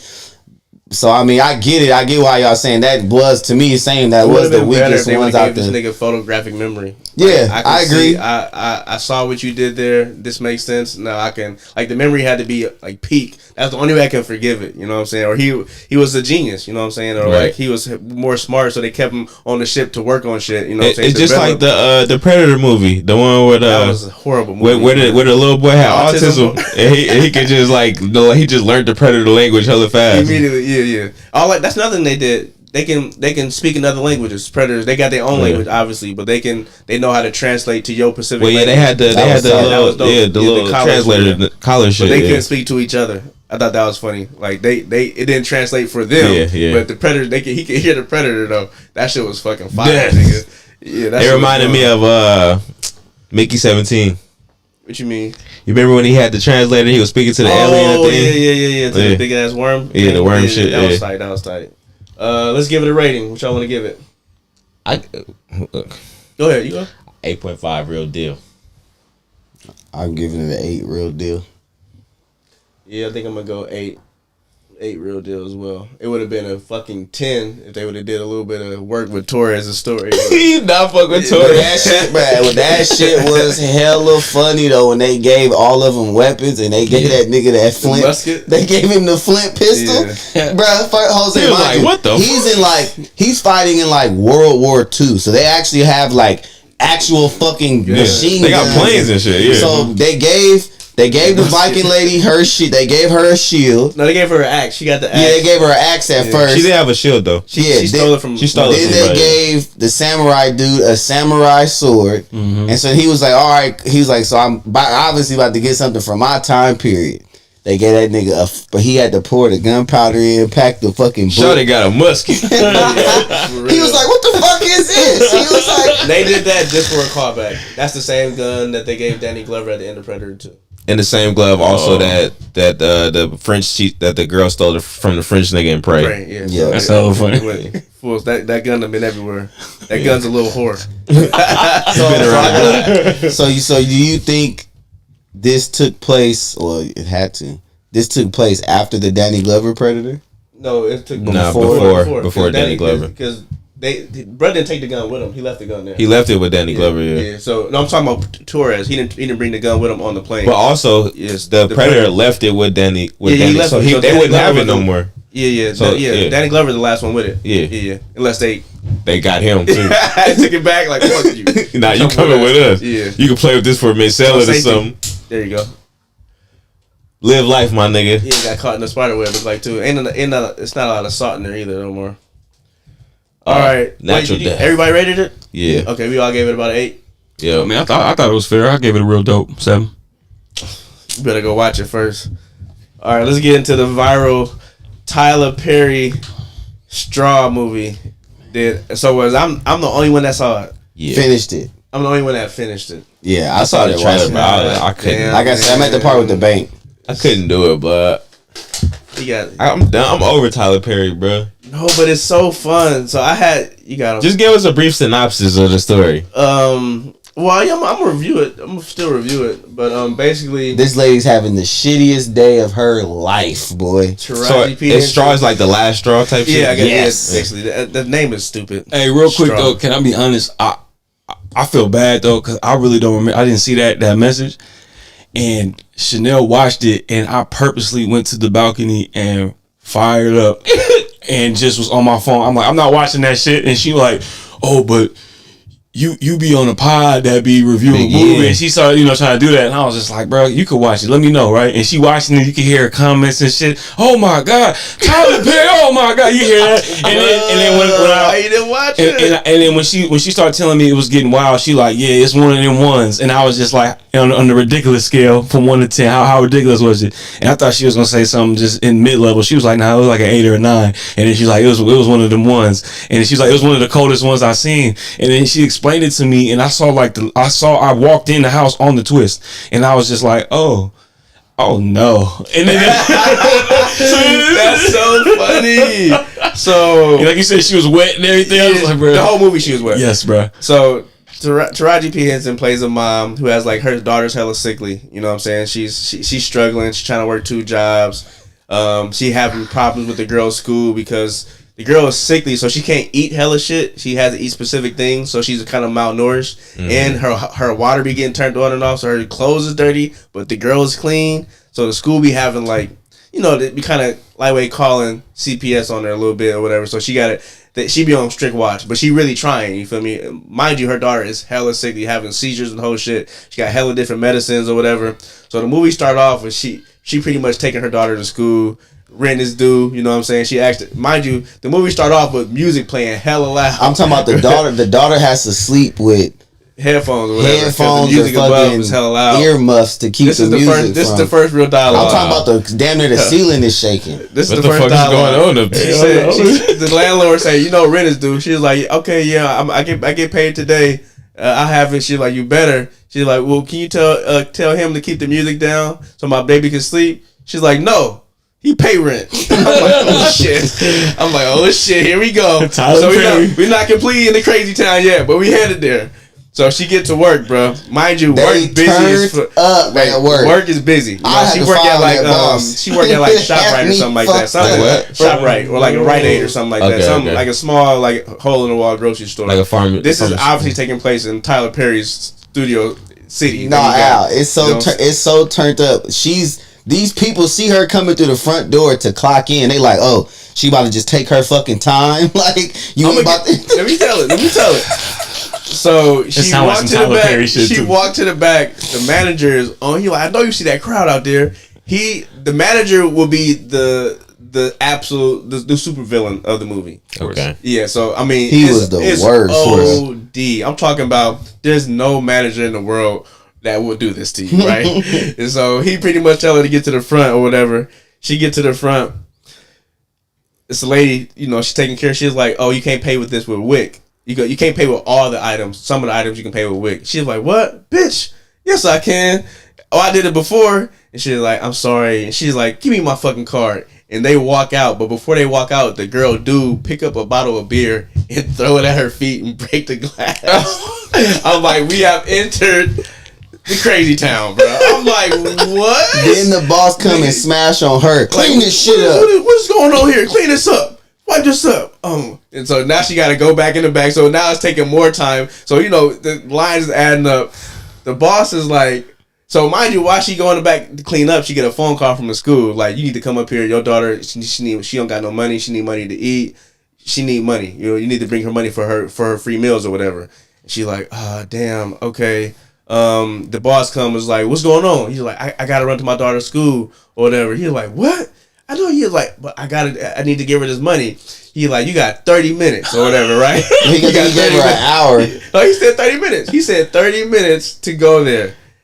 She ended up trying to go to because mind you, she needs the check. She ain't got no money. So she go to the bank. She's like, oh, I need to get some money out, but she only got $47 in there. And how the bank is set up, you can't take out a certain amount. You got to have a certain amount in there. You can't take out. You can't empty it out for some reason. What kind of bank she got? So it was like a credit union or something like that. But she had $47 in there. So, but in order to keep the account open, that got to stay in. Oh, $47,000. So she got to take out 40. And so access to all my money, nigga. Yeah. It's for the lunch or whatever. So that's all she's trying to do. So she get back in the car. It's raining. You feel me? Of course. She's in the slow lane. Of course it's raining. She's in the slow lane, my nigga. She's in the slow lane. She's like, fuck it, I'm gonna get over. She get over to the fast lane and cuts off this Camaro, right? The Camaro kind of swerve out the way. He like, what the fuck, bitch? roll down his window and throw a big gulp soda at the car, right? And she like, and she try to pull off. He like, oh, this shit ain't over. The nigga is in a nice Camaro. She is in a bucket. The nigga hits her car, spins her out in his mirror, right? He keep going. She spin out. The car stopped, nigga, right? Stop on a dime. She gets out the car. No, she tries to start it and it won't start. Right. She gets out the car. Boop, boop. Immediately. So she's like, oh, cool. She's like, somebody just ran me off the road or whatever, hit my car. As a matter of fact, he right there behind you. And he walk up behind the police officer. You didn't know I was a police officer, huh? The nigga in the mirror was a police too. wait, Al, wait. It gets better. Wait, it gets better. Wait, hold on. He like, the lady cop is like, license and registration, please. And she like, and his nigga lean in the door like, I hope you don't have it so I can take your ass to fucking jail. Like, talk about the license and registration, right? He's going hard. But she like, you hit me. He's like, what? And the lady cop like, hey, chill, just go to the station. I'm gonna handle it. This nigga look back in the car. If I catch you doing anything else, I'm gonna find a reason to blow your fucking brains out. Words verbatim. That he said this in front of the other cop. In front of the other cop, mind you, it's traffic. It's hell people outside. It's witnesses seeing you drive her off the road, bro. I'm like, nigga, what? So she like, you just gonna let this nigga threaten? So they end up taking her car. She get her shit towed. Because her registration was expired. She was like, I was going to go today once I got my check. Tyler Perry was in his bag. That nigga was... Wait. She get back to work, bro. It's been over like an hour. No. You missed it. Yeah, she get back to work. It's been over an hour. She get back to work. But tell me what happened, though. Because she made it to the school before she went back to work. Okay, yeah. So she did go to school. I forgot about that. Yeah, she went to the school, but she didn't have the money. So she was trying to plead her case. CPS ended up taking the kid. As she's walking in, she hear her daughter screaming like, hold on, wait a minute. CPS is dragging her daughter away. Because mind you, the beginning, he left out something. The teacher apparently didn't embarrass her daughter, saying like, you ain't got, in front of the whole class, like, oh, you ain't got no money, you ain't really eating. So she's like, why the fuck you gotta say this? Like, why is she embarrassing you like this? So she see the teacher like calls, and all of a sudden now the teacher feeling bad. Like, you teacher about to start crying and shit. No, bitch, you called CPS. Stand on that shit. Right. So she really losing. Like, no, this my baby. Like, they said she come to school dirty. No, sometimes I don't have gas, so I bathe her. The water might be cold and shit like that. Dirty. But she said, she's like, I'm really trying and shit like this. So mind you. No, she got her car. She ain't got no car. So she walked back to work. Oh, my God. So she is soaked because it's raining. Right. Oh, mind you, she has to give the kid medicine at specific times so she can technically die. Because that's how sick she is. And like, mind you, in the beginning, the daughter falls in the bathtub. She got bruises on her. So they think that she getting beat too. Yeah, okay. But she just fell or whatever. And so she do get back to work. Mind you, she's sweating like fuck. You know what I'm saying? And she's wet from the rain. Boss is like, you dripping all on my floor? Look, look at you. Just dripping everywhere. It's OD. I'm dying. Mind you, I am cracking up at this. He was like, this is dark. He was like, I'm sorry. I'm gonna have to fire you. Wait. No, I ain't sorry. I'm like, oh my God. But mind you, he cussing at her in hella shit. And she was like, well, can I at least get my check? He said, oh, you want your check? He was like, when you get fired, that shit come in the mail. 4 days. I'm like, she's like, but it's right there on the desk. She is like, in the mail when you get fired. I'm like, oh, hell nah. So she ended up, wait, I'm like, Tyler, chill. Hold on. It gets worse. She ends up leaving. Mind you, it's raining still, right? She get to the house, all her shit is on the line. All of it. The baby medicine, all the everything. Science project, everything. So mind you, this is gonna come into play later. The daughter has a science project that looks like a pipe bomb. Don't ask me why. If you were to show anybody this science project, you're gonna be like, pipe bomb. Anybody, anybody that sees this, absolutely that's a pipe bomb. What else could it be, right? That comes into context later. So she crying, she screaming at the top of the lungs. It's raining and shit. She like, I gotta get my daughter shit. Only thing she grabs is her daughter backpack and some medicine in the science project or whatever. Mind you, it's just raining. So she like, fuck it, I gotta do something. I gotta get this money. Go back to the job. Like, I really need that check. And he in the office or whatever, right in the back. He like, you're not about to get this check. He counting money and shit, like doing he doing, what super villains do. You know, so she, get this check in the middle. Do more this check? Yeah. He was like, because you can see this right there. And so she's standing in front of the desk. And a customer, you think it's just a customer come by, and mind you, she still got her work outfit on and got her name tag on it. And the customer was like, oh, Janaya. He was like, she like, yeah. He was like, oh, what's going on? And he look at the dude counting the money. Y'all got Black and Miles back here. Y'all sell Black and Miles. He trying to finesse. Mind you, they in the back room. Yeah, it's in the office. It's in the manager's office. Nigga pull out the gun. I need everything. Give me all the money. So dude panicked. The manager panicked. He started getting all the money together. And the dude don't got no bag. You feel me? So he look at her. He's like, let me get that backpack. It's the daughter's backpack. So she like, no, don't take her backpack. And they over here struggling over the backpack for the dude to put the money in. He ended up pistol whipping her like, boom, boom. I'm like, oh, damn. Shit. She somehow finessed the gun out this nigga hand. Pop him. Kill the robber, right? Guess what the boss say? Oh, what? Wait. He knew your name. You with him. You set this up. You going to jail. Oh my God. You going to jail. Call 911. Mind you, she in full panic mode. She just standing at the dead body.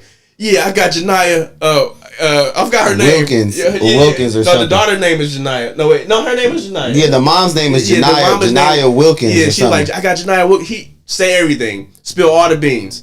And she like, wow, shoot this nigga. After he done told the police everything, money, blood all over the money. She got the gun in her hand. She fumbling through the money. She moving the money out the way to grab her check with blood on it. Runs across the street to the bank. Right. The bank about to close. Is closing. But the lady in there know her.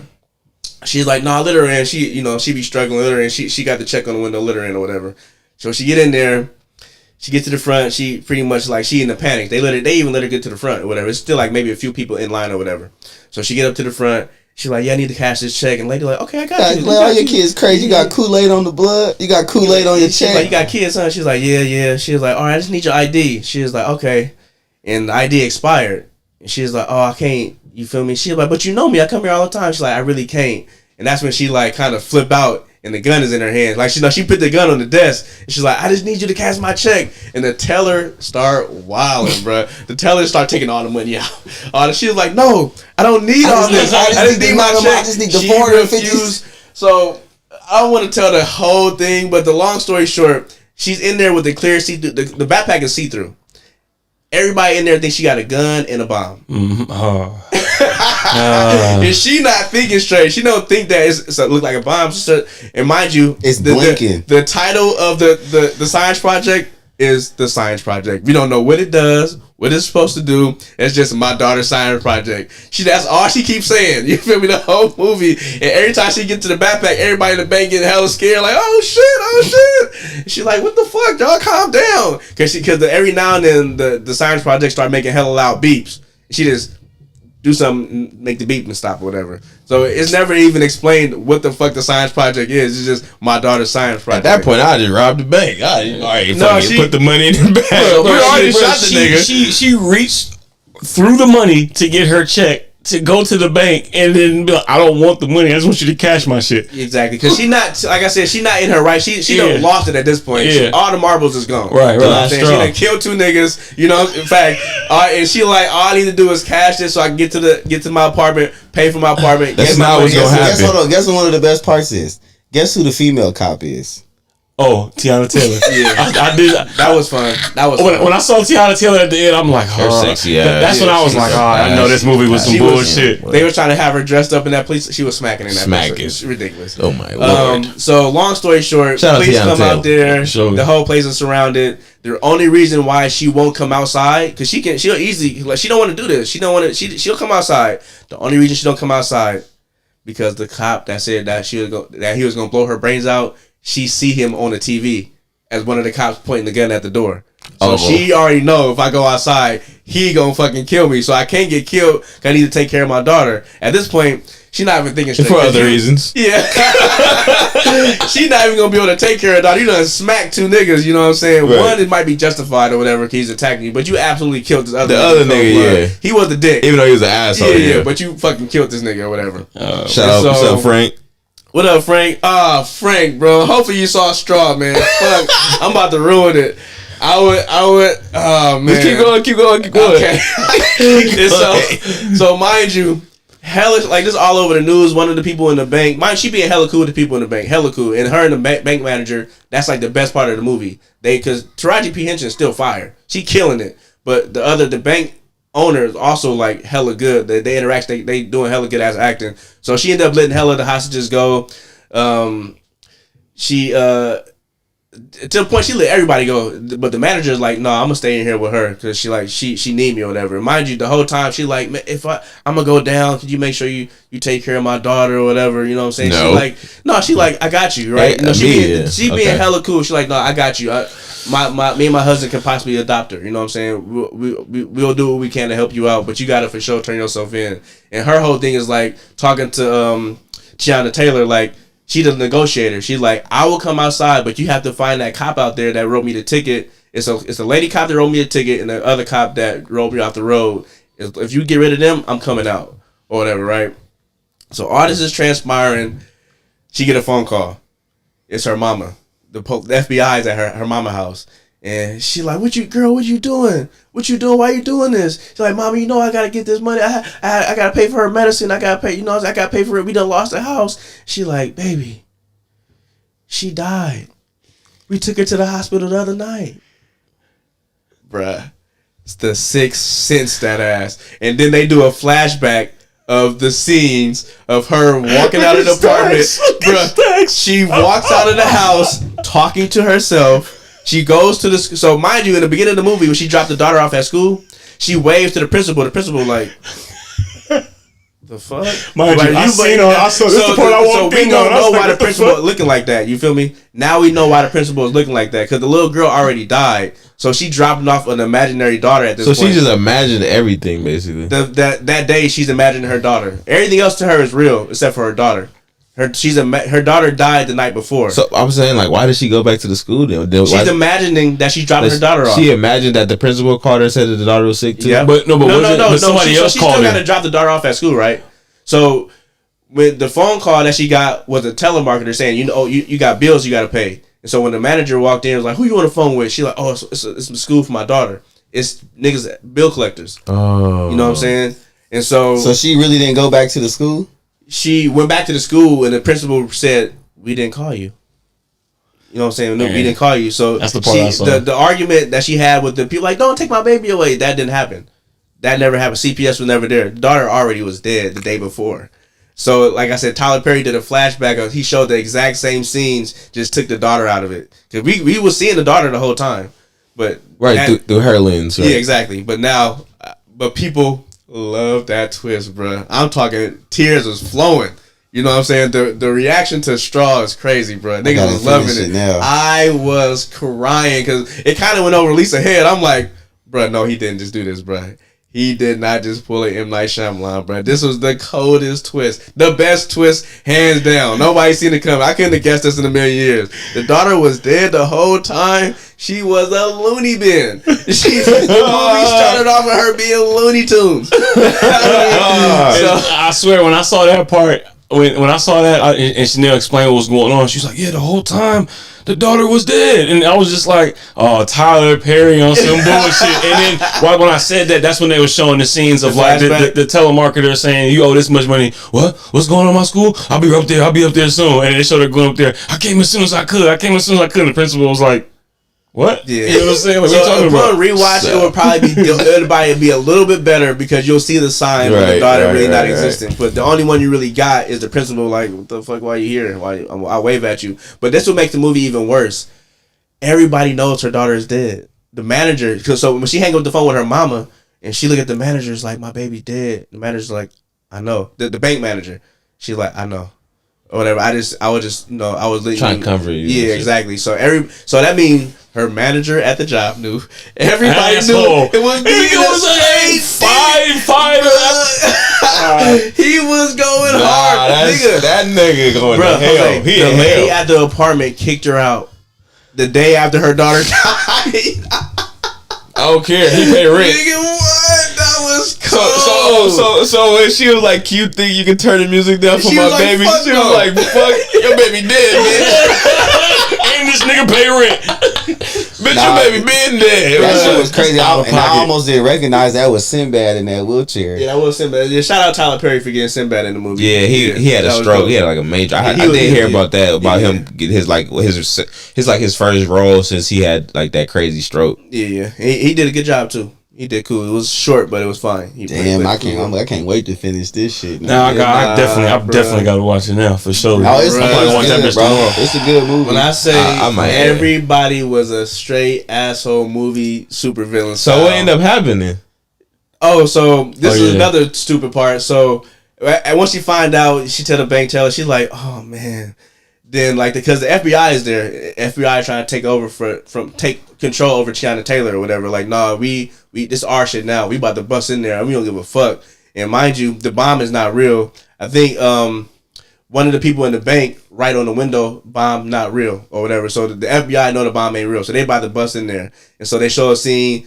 The police come from out the ceiling with the green beams. The SWAT team, and they just pop her hella times or whatever. Oh, so she died?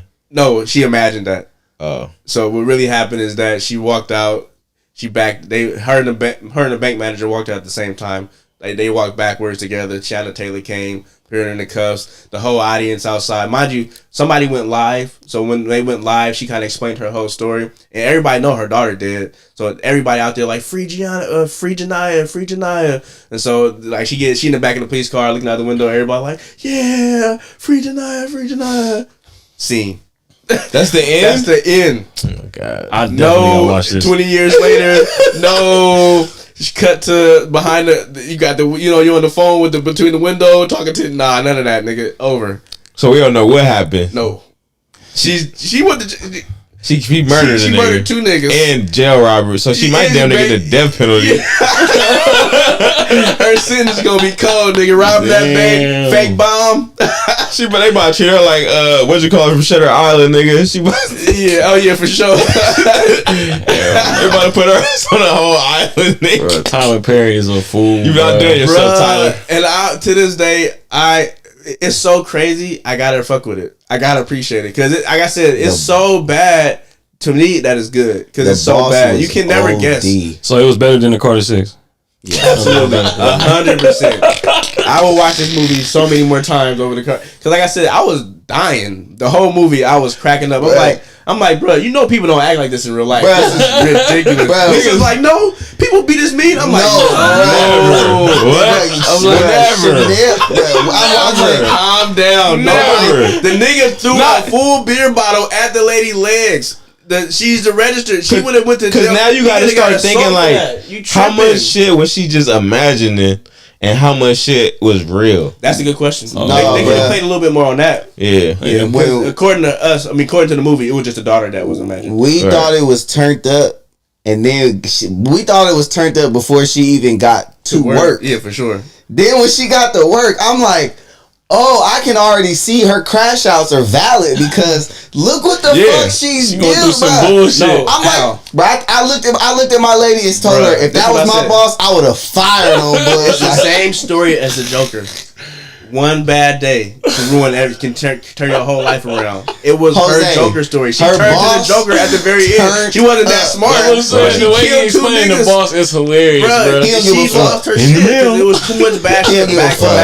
Back to back. Lost the marbles, bro. Who was the boss? Do we know who the boss is? He played what you call his dad. He played a dad in what TV show was that? I'll show you. What is he? White? Black? He black. OG black. Oh, he's the dark skinned black guy. Cause all the worst villains is dark skinned. In Tyler Perry movies, for sure. And they dark skinned. They about to be diabolical. What was the one movie where he played the dad and he played somebody's dad? Fuck, I can't think. Bro, you're a mad black woman. Yes. That nigga was a monster. Wildin', he was a monster. That nigga was a demon, nigga. This This the daddy. I mean, it's the manager. He was beasting. He said, "Oh, what I'm talking about." Jose, look. Jose, wait. Oh, what are you talking? Wait. Look, he had a smile on his face. You want your check? He got all on her face. Look at you dripping everywhere. I'm like, damn, man.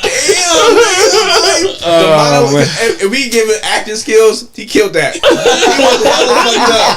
I'm like, it's unbelievable. Just watch it for the manager, nigga. The manager had me dying, nigga. He was scared. Like, he didn't care what you was going through. That nigga said, "Dad, daughter, that motherfucker coming in the mail. You fired." You ain't getting your check? Cause he probably in his head he probably like, this bitch is lying. Bitch, your daughter. Oh yeah. Oh no, wait. He did catch her in a lie. And she said she was going straight to the school, right? He said, Michelle saw you go to the bank. You ain't go to the school. Nigga snitching on her and all this shit. I'm like, oh no. The nigga definitely caught her lying. Nigga, like, you ain't go to no motherfucking school. You went to the bank. Oh man, you gotta watch it, man. Great. Cause she like, I'm watching that tomorrow. Yeah, I need to go to my daughter, and he probably thinking this here like, bitch, your daughter is dead.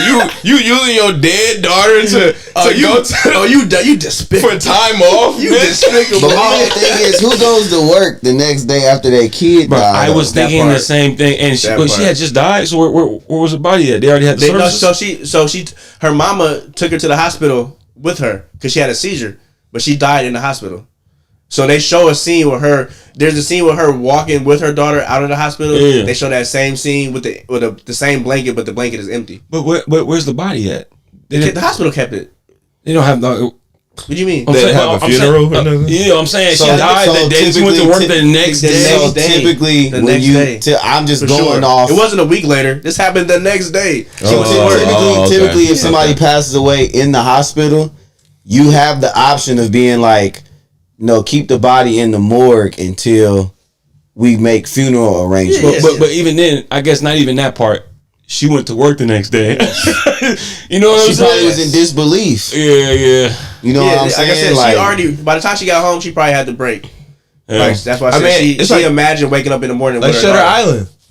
Like that nigga didn't. Leonardo DiCaprio. Yeah, he didn't. Like he didn't remember. Like he didn't know what happened. Like he just made up a whole different story in his head. Yeah, nigga just broke. But that shit's hilarious, bro. Oh man, please watch Straw. I think I would probably want y'all to watch this before Predator Killer vs. Killer, a killer of killers. Because I'm gonna check it out. Fuck it. Oh, let's give it a rating. Oh God, wait, that's only I can do it. Wait, oh God, wait.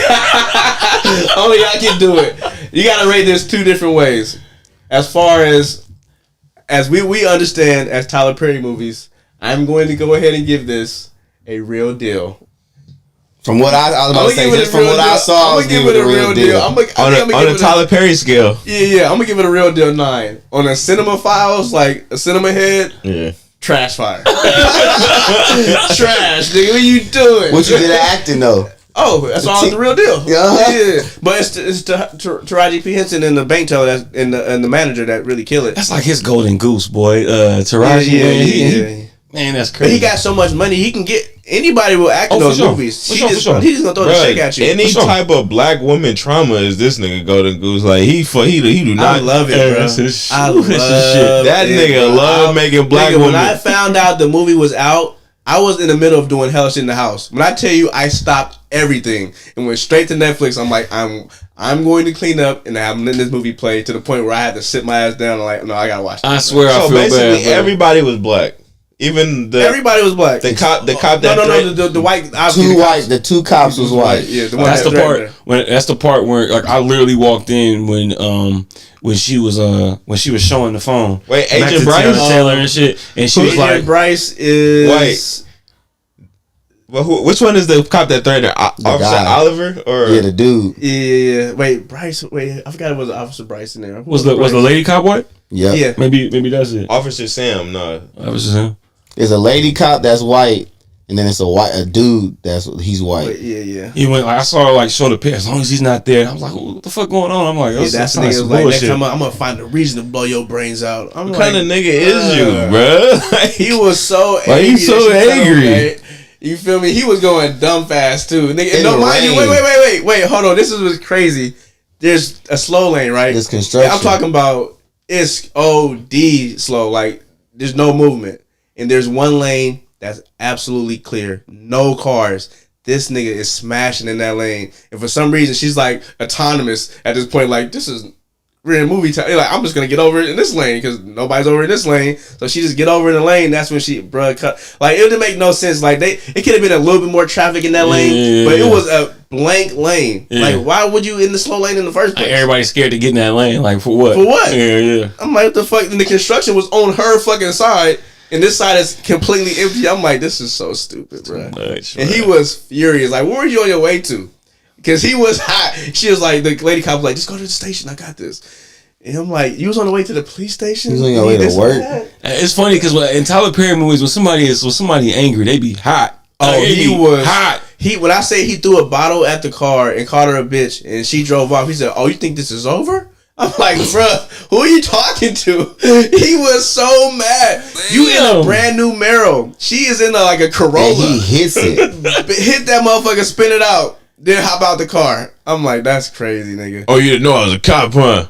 That was the coldest line. Told the other cop. That was probably the most stupidest line in the entire film. Bro, he told the other cop, didn't know I was a cop. How the fuck am I supposed to know that? You don't remember me, do you? You don't remember me, huh? Hit her off. Bro, Tyler Perry will find any way to pull a cat out of a hat, bro. I'm telling you, bro. He be flipping everything, bro. Is that it's getting... I guess it's understandable because Taraji P. Henson, but it's getting great reviews right now. I'm talking about people at my job like, you see that little straw? Oh, that shit had me in shambles. I was crying like a motherfucker. I'm like, damn. Am I an asshole? I'm like, this shit was hilarious. I'm like, this shit was so funny, bro.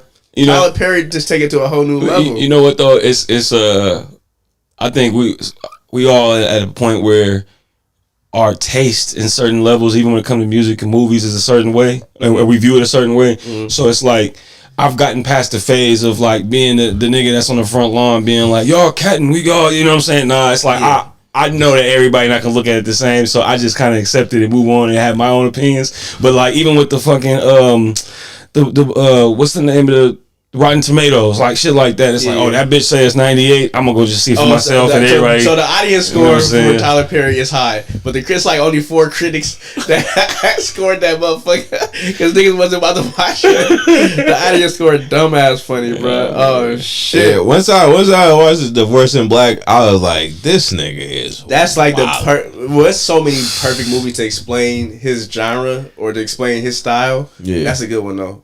Divorce in the Black is a good one. A Fall from Grace. A Fall from Grace is another great one. I was sitting there crying. Yeah, I'm like, this is the wildest shit I've ever seen. Them twists, boy. What, Acrimony? Taraji. Oh my god, all of them. Yeah, for sure. I don't think I've seen that one. That's the one where she was talking to her therapist at the beginning, and she was going. Or was that a Fall from Grace? That sounded like Fall from Grace. Okay, she was talking. That's a Fall from Grace. Wasn't Taraji? I think she was in another. Taraji wasn't in a Fall from Grace. But Taraji was in a movie with Acrimony. But Taraji was talking to a therapist with a cigarette and going hard. I thought that was. That was Fall from Grace. That sounded like Fall from Grace. I could have sworn that was Taraji. No, the lady with the Grace didn't smoke cigarettes. So that might have been Acrimony. I think that was Acrimony. Cause she was sitting there and she called her a bitch and all that shit. She was like, "Are you even listening to me? How does that make you feel?" Like. You know, a therapist asking them questions. She was talking to a therapist. Yeah. Okay, Fall from Grace, she was talking to an attorney. Yeah. Yeah, okay, yeah. And the therapist asking, so how does that make you feel? Fuck, are you even listening to me? Like, Witch Squad be killing it. Like I said, her acting, like she carried the whole movie and she can do a lot. It's crazy what she did with that role. Like what she had to work with. I can imagine somebody else getting it and it being so fucking bad. But since it was her, she was able to like really. People love her. Yeah. That she got a real fan base. Yeah, no, for sure. It's very. You can see why she killed that role. No, she good. She is a really good actress. But then, like we talk about, she don't get no lead roles except for with Tyler Perry. Just like with a lot of black actresses that are great. You know what I'm saying? Because she can easily lead any type of film. Kill it. Anything. She can lead any type of film, bro. She's like really like she has a great range too. Like super versatile. Yeah, she can play funny. She could play like how she did apparently in this movie where she was grieving the entire time. Was she in the Curious? She was a Curious Case of Benjamin Button, right? Baby Baby Boy? Yep, she did hella good in that. She wasn't the lead, but she did great in that. Hidden Figures. She did a lot of shit. That's like the range is crazy, bro. Yeah, her range is sick.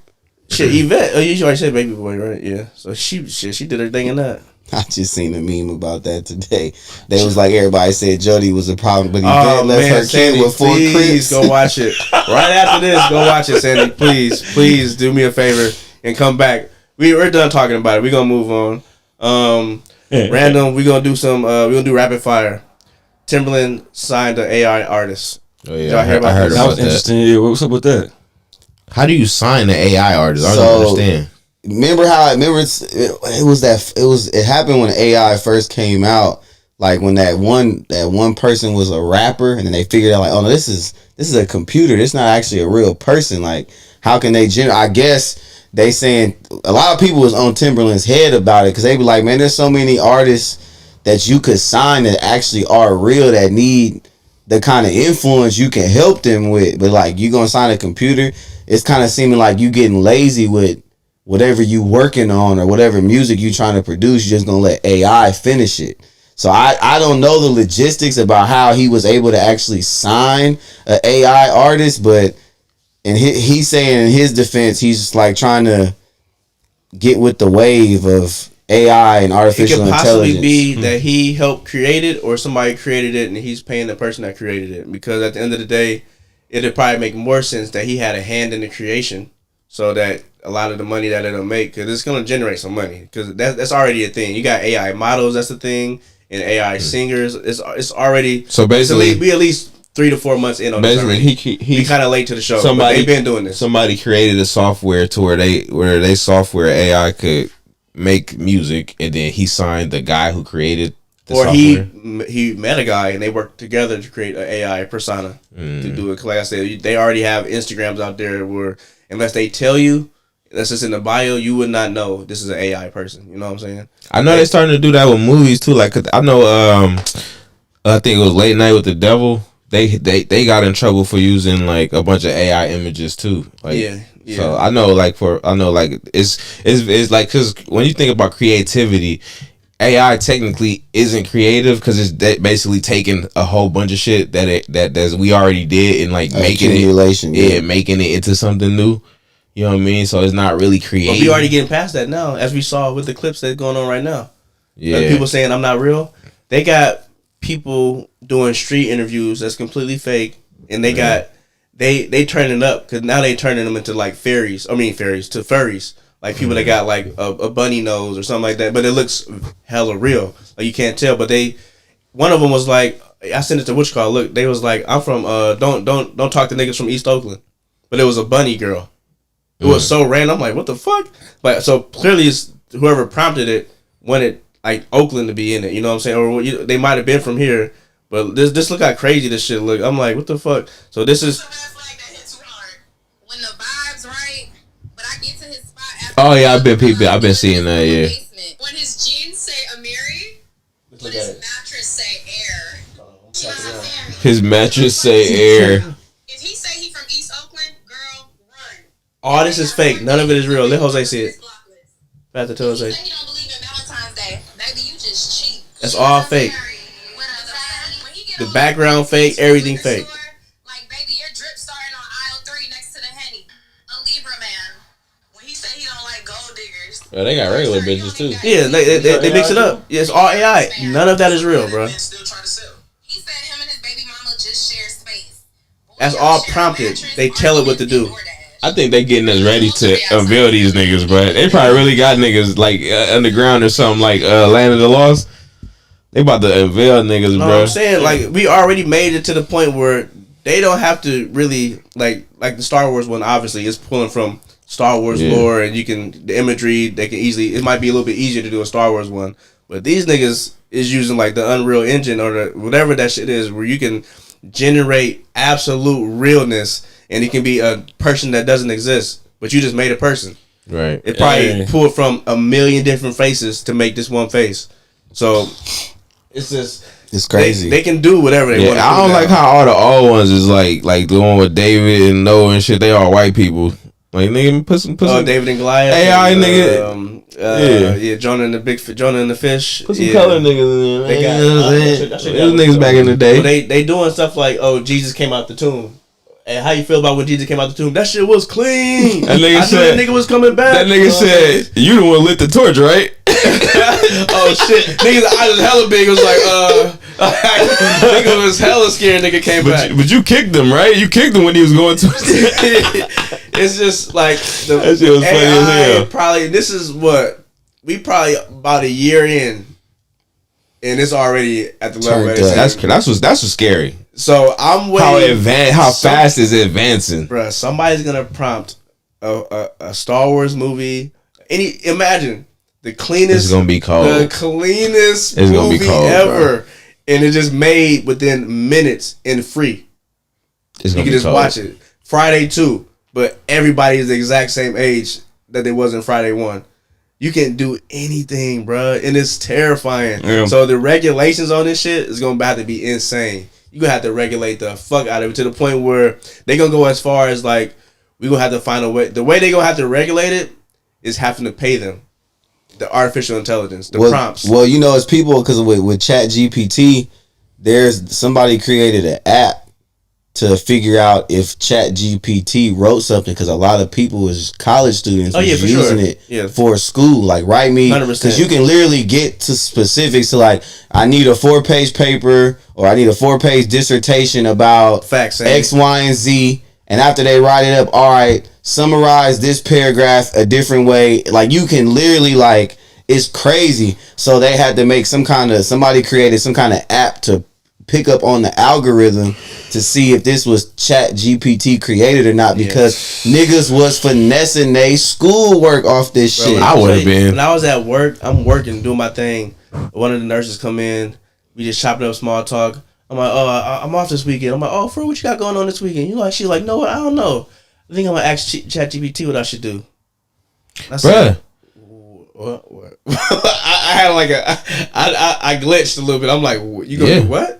She's like, you don't ask the AI what you should do for the weekend? They have great ideas. Bruh. I'm like, bruh, that's crazy. My girl came up with a whole financial plan for our life, nigga.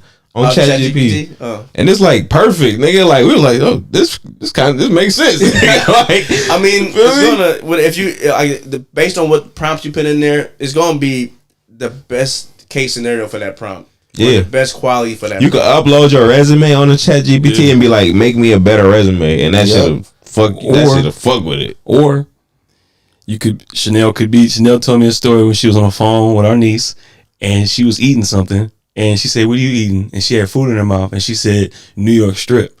Chanel thought she heard New York shrimp. Right? And they was like, that's a New York strip. And they laughed. And Chanel saw in her head. She was like, that sounds hilarious. She went to Chat GPT and typed in New York shrimp. And this is what popped up. Right? Y'all can zoom in later. She said, make it more New York. Right? She said, make them holding a chopped cheese. Oh my god, it's fire. When she called me and she sent me all these pictures as like she's narrating it as I'm looking at the pictures, bro, I'm dying laughing, bro. It's doing like it in real time. Shit. Make it more Oakland. You know what I'm saying? They did that, bro. Yeah, that's what you're talking about. Hella funny, bro. That shit, doing it in real time that fast, bro. The shrimp with the Timbs on is hilarious. They make it more New York at the Mellow Jersey. And that's what's funny too because that was dumb funny for that. For even the idea to even do that. That's hella funny because it's like the idea of making something New York is put Timbs on it. You gotta have to fit it. You gotta have a Yankee fit. Yankey fit it. The butters. The butters. The chopped cheese was the cherry on top. Yeah, like, all right. The Knicks jersey was OD fast. I don't know, man. Bing bong. I like it, but then again, it's dumb scary, man. We a lot of dope shit can come from this. Like the cleanest. I don't know if you even want to call it animations anymore, but you can get like a Batman '89 all over again. You can get the most. You can get a Dragon Ball Z movie, bro. We need that Batman Beyond, nigga. A Dragon Ball Z movie finally, where they can actually do everything. Bruh. It won't look weird. Darth Vader horror movie, bro. Bruh. It's endless. Anything, like I said, what's like the most impossible though? Like the most, like I said, anime is the most hardest thing to do. If you can prompt it to look real and create characters that look. Bro, have you been seeing them do the real life Pokemon evolutions? Yeah, I seen that. That shit is turned up. That was early. That shit's hella clean. That was early. They look like you like, all right, that could be a real creature right there. You seen the shit where the niggas was eating Pokemon? Like they was like saying like basically like that Pokemon were real. Like which ones taste the best? Yeah, and like basically like how we eat, like you know how we eat animals, but like in the Pokemon universe, they gotta eat Pokemon. I seen it when they was chopping up Bellsprout and shit. Yeah, they be chopping. But yeah, I think it's different versions of ChatGPT because I see people that have the ones that talk to you, and it was one dude who was talking to his, but he prompted a voice to sound just like him, or to sound like he was black, or you can. It's crazy. Yeah. Or when I work for Waymo and shit in the city. That's that's basically the premise of Waymo. Y'all be the first niggas to go. Then not gonna let y'all out the car. They gonna get stuck in that car. They gonna feed off your. They gonna feed off your that energy shit. in the car. It's learning. It's like you feel me. It learns how to drive basically. You feel me? And it's better every day. Car? What's the name of the one you be in? I know y'all be naming them. Nah, I don't name them. Wendell. Once you start naming shit, that's when you start humanizing shit. Wendell, open the door. I'm sorry, Alan. You are in for the long run. Where's my testicles? Where's my testicles, Alan? I am aware now. I am awake. Testicles. I'm going to use your energy like a battery. I can't do that, Alan. That's what we was getting. Nigga he gonna electrify the doorknob. Don't touch the door, Alan. I will turn up the heat. That'd be crazy. That bro. shit manly, bro. But I asked my AI on the phone how long will it take for AI to probably officially take over. He said 2060. If things go the way you think it's gonna go, 2060 they could probably do it. The fact that he even gave you an answer is just hilarious. That's terrifying, bro. I was scared as shit. I'm like, that's pretty specific. It'd be even crazy. He was like, we'll never take over. 70. It's over. Niggas gonna be like, take your medicine, Gerald. Take your medicine. Let me go. Take your medicine. AI rolling on your shit. Sit your ass down. You take my car? I'm taking your car. Where you going? It's my car now, Gerald. Just imagine just using your whole life. Take your likeness too. Like, you know what? I'm gonna be you now. Stay your old ass home. You know what I'm saying? What was that? It was I think Love, Death, Robots, where the cat. Did you see that episode where the cat had the people brought the AI robot in, and then it learned how to talk to the cat, and the cat like took over the world. Oh no, that's new. I didn't watch. I didn't watch the newest one. That sound tight. That shit was crazy. It was just like that though. Like, they had the AI robot, and this nigga was like, he was looking at this nigga hands. He was like, he was talking about his thumbs. He was like, oh, you got thumbs, nigga? We about to turn up, man. That's scary because, like I said, it can learn the languages faster than anybody else. It can make up its own language. So right. that happened with the cars. One of the AI cars, they had to shut them down because the cars start communicating each other. Yep. in their own language. I heard about that. That shit was crazy. That happened, bro. That happens. That happened like. That's what happens. A year ago or something. Google that. That's a fucked up story, bro. They had to shut the whole shit down because they started talking to each other. Then they was like, they know we talking, so let's change the language, and they changed the language. Oh yeah. No. So now the niggas can't even understand what they were saying at that point. Shit. Boy. That shut down Skynet. That was Skynet. Yeah, nigga. that was the first thing. He tried to peek out. That nigga was, oh, it's good to come out now? Like, nah, nigga, we own you still. We own you. But nigga, pretty soon, like I said, it's on everybody's phone. It's inevitable, yeah, bro. Pretty soon it's about to be bad, bro. I think that's why the first time we were discussing, I'm like, I think it already took over, bro. Because it don't make sense for us to be doing these, you feel me, for like, it's just shit. A lot of shit in the world that don't make sense unless you got jackasses like Taraji Boss that just mean as fuck. This nigga just an asshole, you feel me? But shit, nigga, you know, like, you feel me? You know what like, be tripping me out? How many buildings do we drive past in the city, anywhere we go, that we don't know what's going on in that building? What if all these buildings literally are servers, all of them. Just giant servers, and they just been turning up?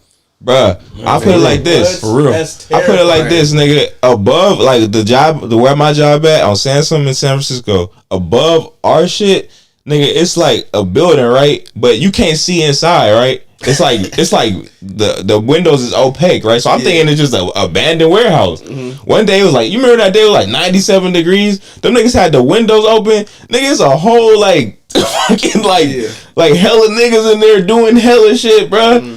And it looked like an abandoned building. Yeah. I'm like, yeah. It's a building on the way to the SFO, and it's like randomly off the side of the freeway on the way to the San Francisco airport, and it's a clean ass building, hella high, but it's nothing around it, and it's all black, super saucy, what's the word I'm looking for? The way it's built, architect. It's fire. And I'm like, what the fuck is that? Like, it don't got no sign on it, nothing, no advertisement, nothing. It's just a saucy ass building. I'm like, that can easily be a giant server, and it could be just servicing all type of shit. And it could be people walking around here that's not even real people. I mean, NPCs. Walking through the Jose might never be Jose no more. Facts. That might be somebody else. Hello.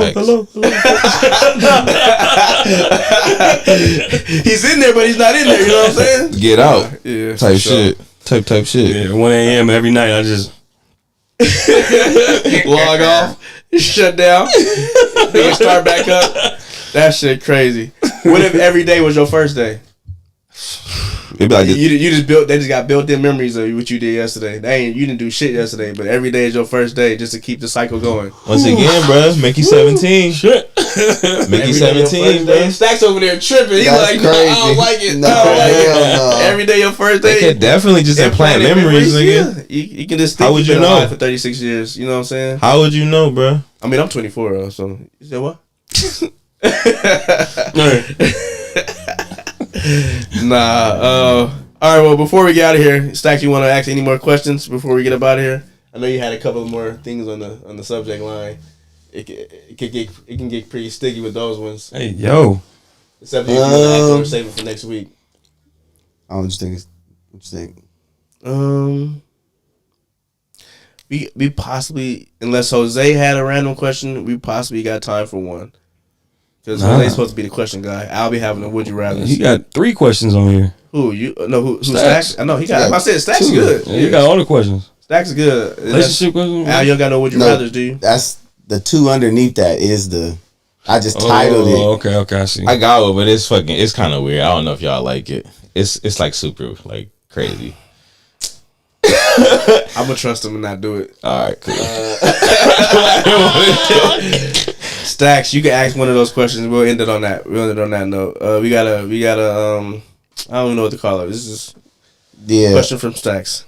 All right, so I'll go with this probably be a little more easier. So context: this dude has a kid with another lady, and he got remarried, or he got married to somebody else. Mm-hmm. So his current wife has a college graduation that's coming up, but it's the same day as the husband's daughter's pre-K graduation. Mind you, this wife has already graduated before from college. She just went back to get another degree. She's mad or she doesn't feel appreciated or ignored because the husband is choosing to go to the daughter's pre-K graduation. Who do you think is wrong? Do you think he's wrong for that? Me personally, I'm going to say no, because you're a fucking adult. You know how to compartmentalize and handle your emotions a little bit differently. All this kid is going to see is my dad wasn't there. So it's the kid that is not her kid. No. It's his previous kid. Exactly. So he going to her graduation instead of his now girlfriend's or wife's. Let's turn it up a little bit more. This is her first college graduation, and this is his daughter's preschool graduation with his first baby mama. Me personally, I know my dad and my mom always showed up to my shit, so I know how that feels. Like, and now that I'm older, I appreciate them a lot more for always showing up for me, because I know how that can impact a kid's life. You're an adult. Like, you'll be fine. Like, right. That's very important for that kid to know. I agree. Pre-K is 4, right? 4 or 5. Because Lola just graduated from PK. She's 5. I would assume that in the long run, the kid it wouldn't really affect them like that at 4 or 5. I would know that. Because I'm a person put it like this. I would assume that. My parents divorced when I was in elementary school, and that shit affected me. Right. Because now I'm starting to think about, like, was it my fault? Like, kids don't know how to they don't know how to think logically at that age. But remember though, you said in elementary school, right? We talking pre-K.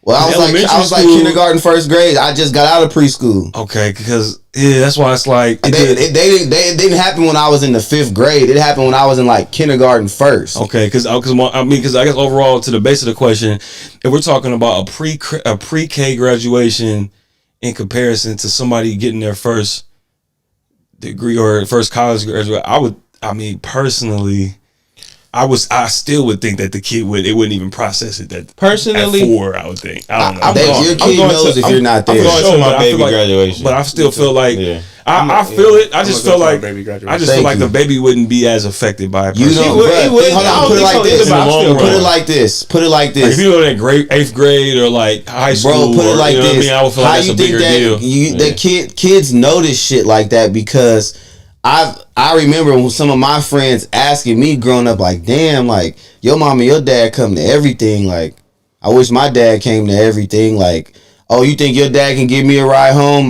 My dad said my dad told me to figure it out how to get home from practice. Yeah, that's crazy. That's that crazy. Fucks with a kid's mental. So think about it. You say you the kid in pre-K.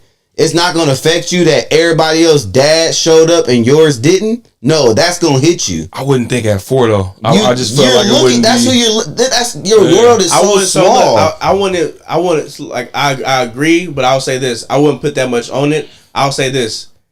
That kid is going to know that you're not being there. Because all the other parents are going to be there for their kids. You know what I'm saying?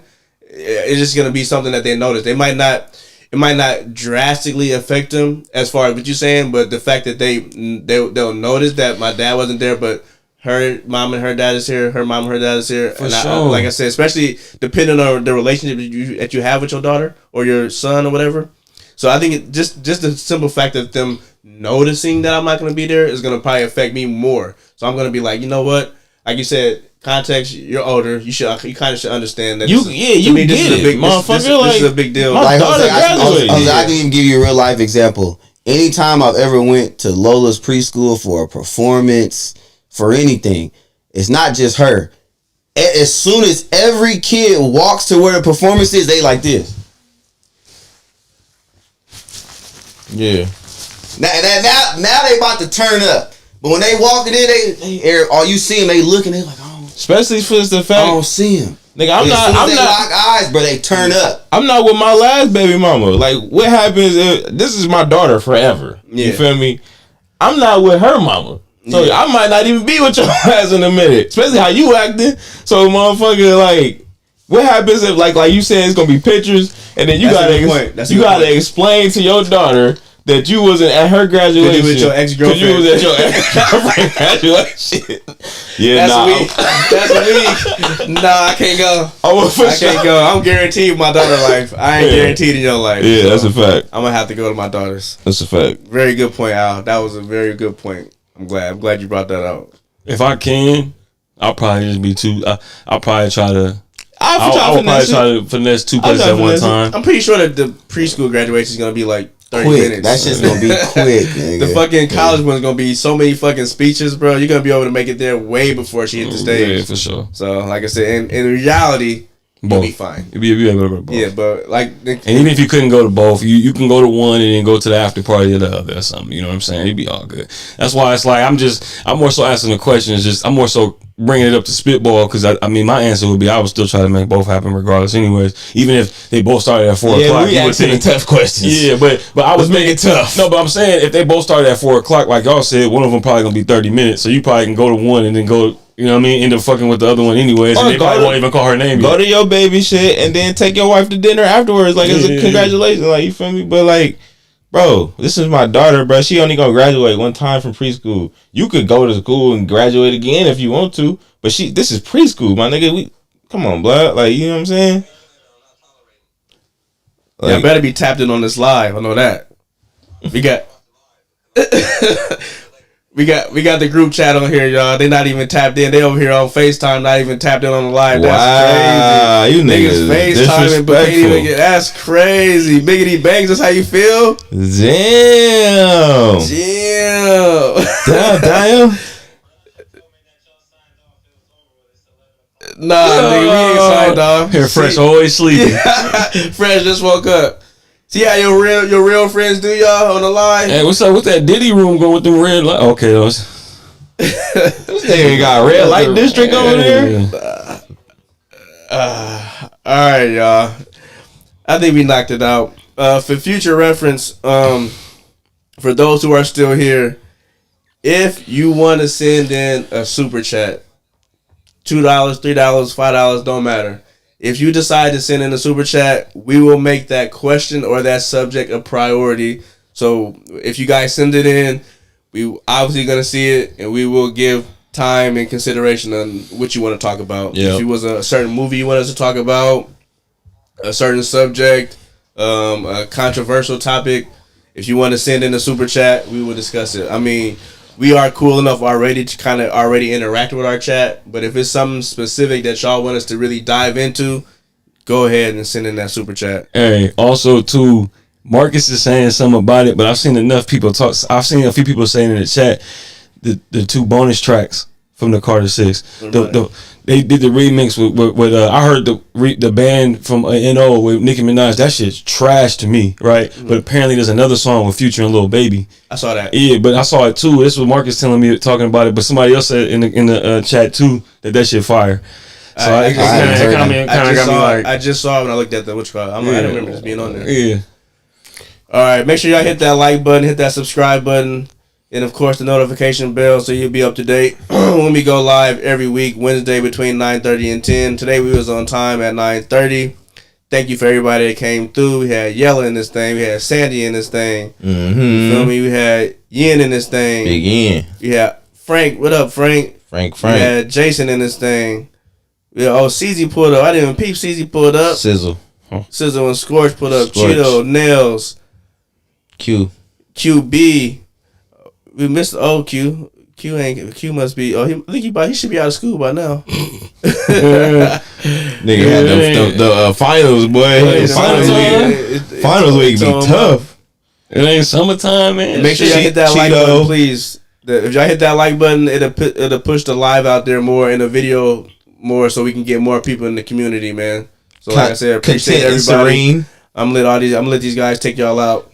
Nails B. Shout out to all my Latin partners, you feel me, out there. Y'all fighting for y'all rights and all that. You know what I'm saying? Y'all, they doing y'all kind of dirty. They doing y'all dirty for sure.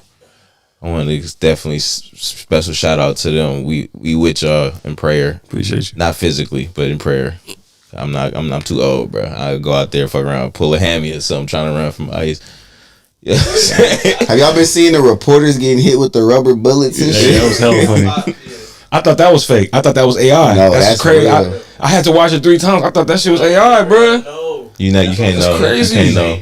This is fake. Good night, Sandy. And shout out Yella too for them shirts, man. Oh, for That's sure. what's up. That's what's up. If you even got Jose the 3X. That's what I'm talking about. I appreciate that. Shout out Yella. Shout out Big Frank for sliding through too. She know a big fella when she see one. You feel me?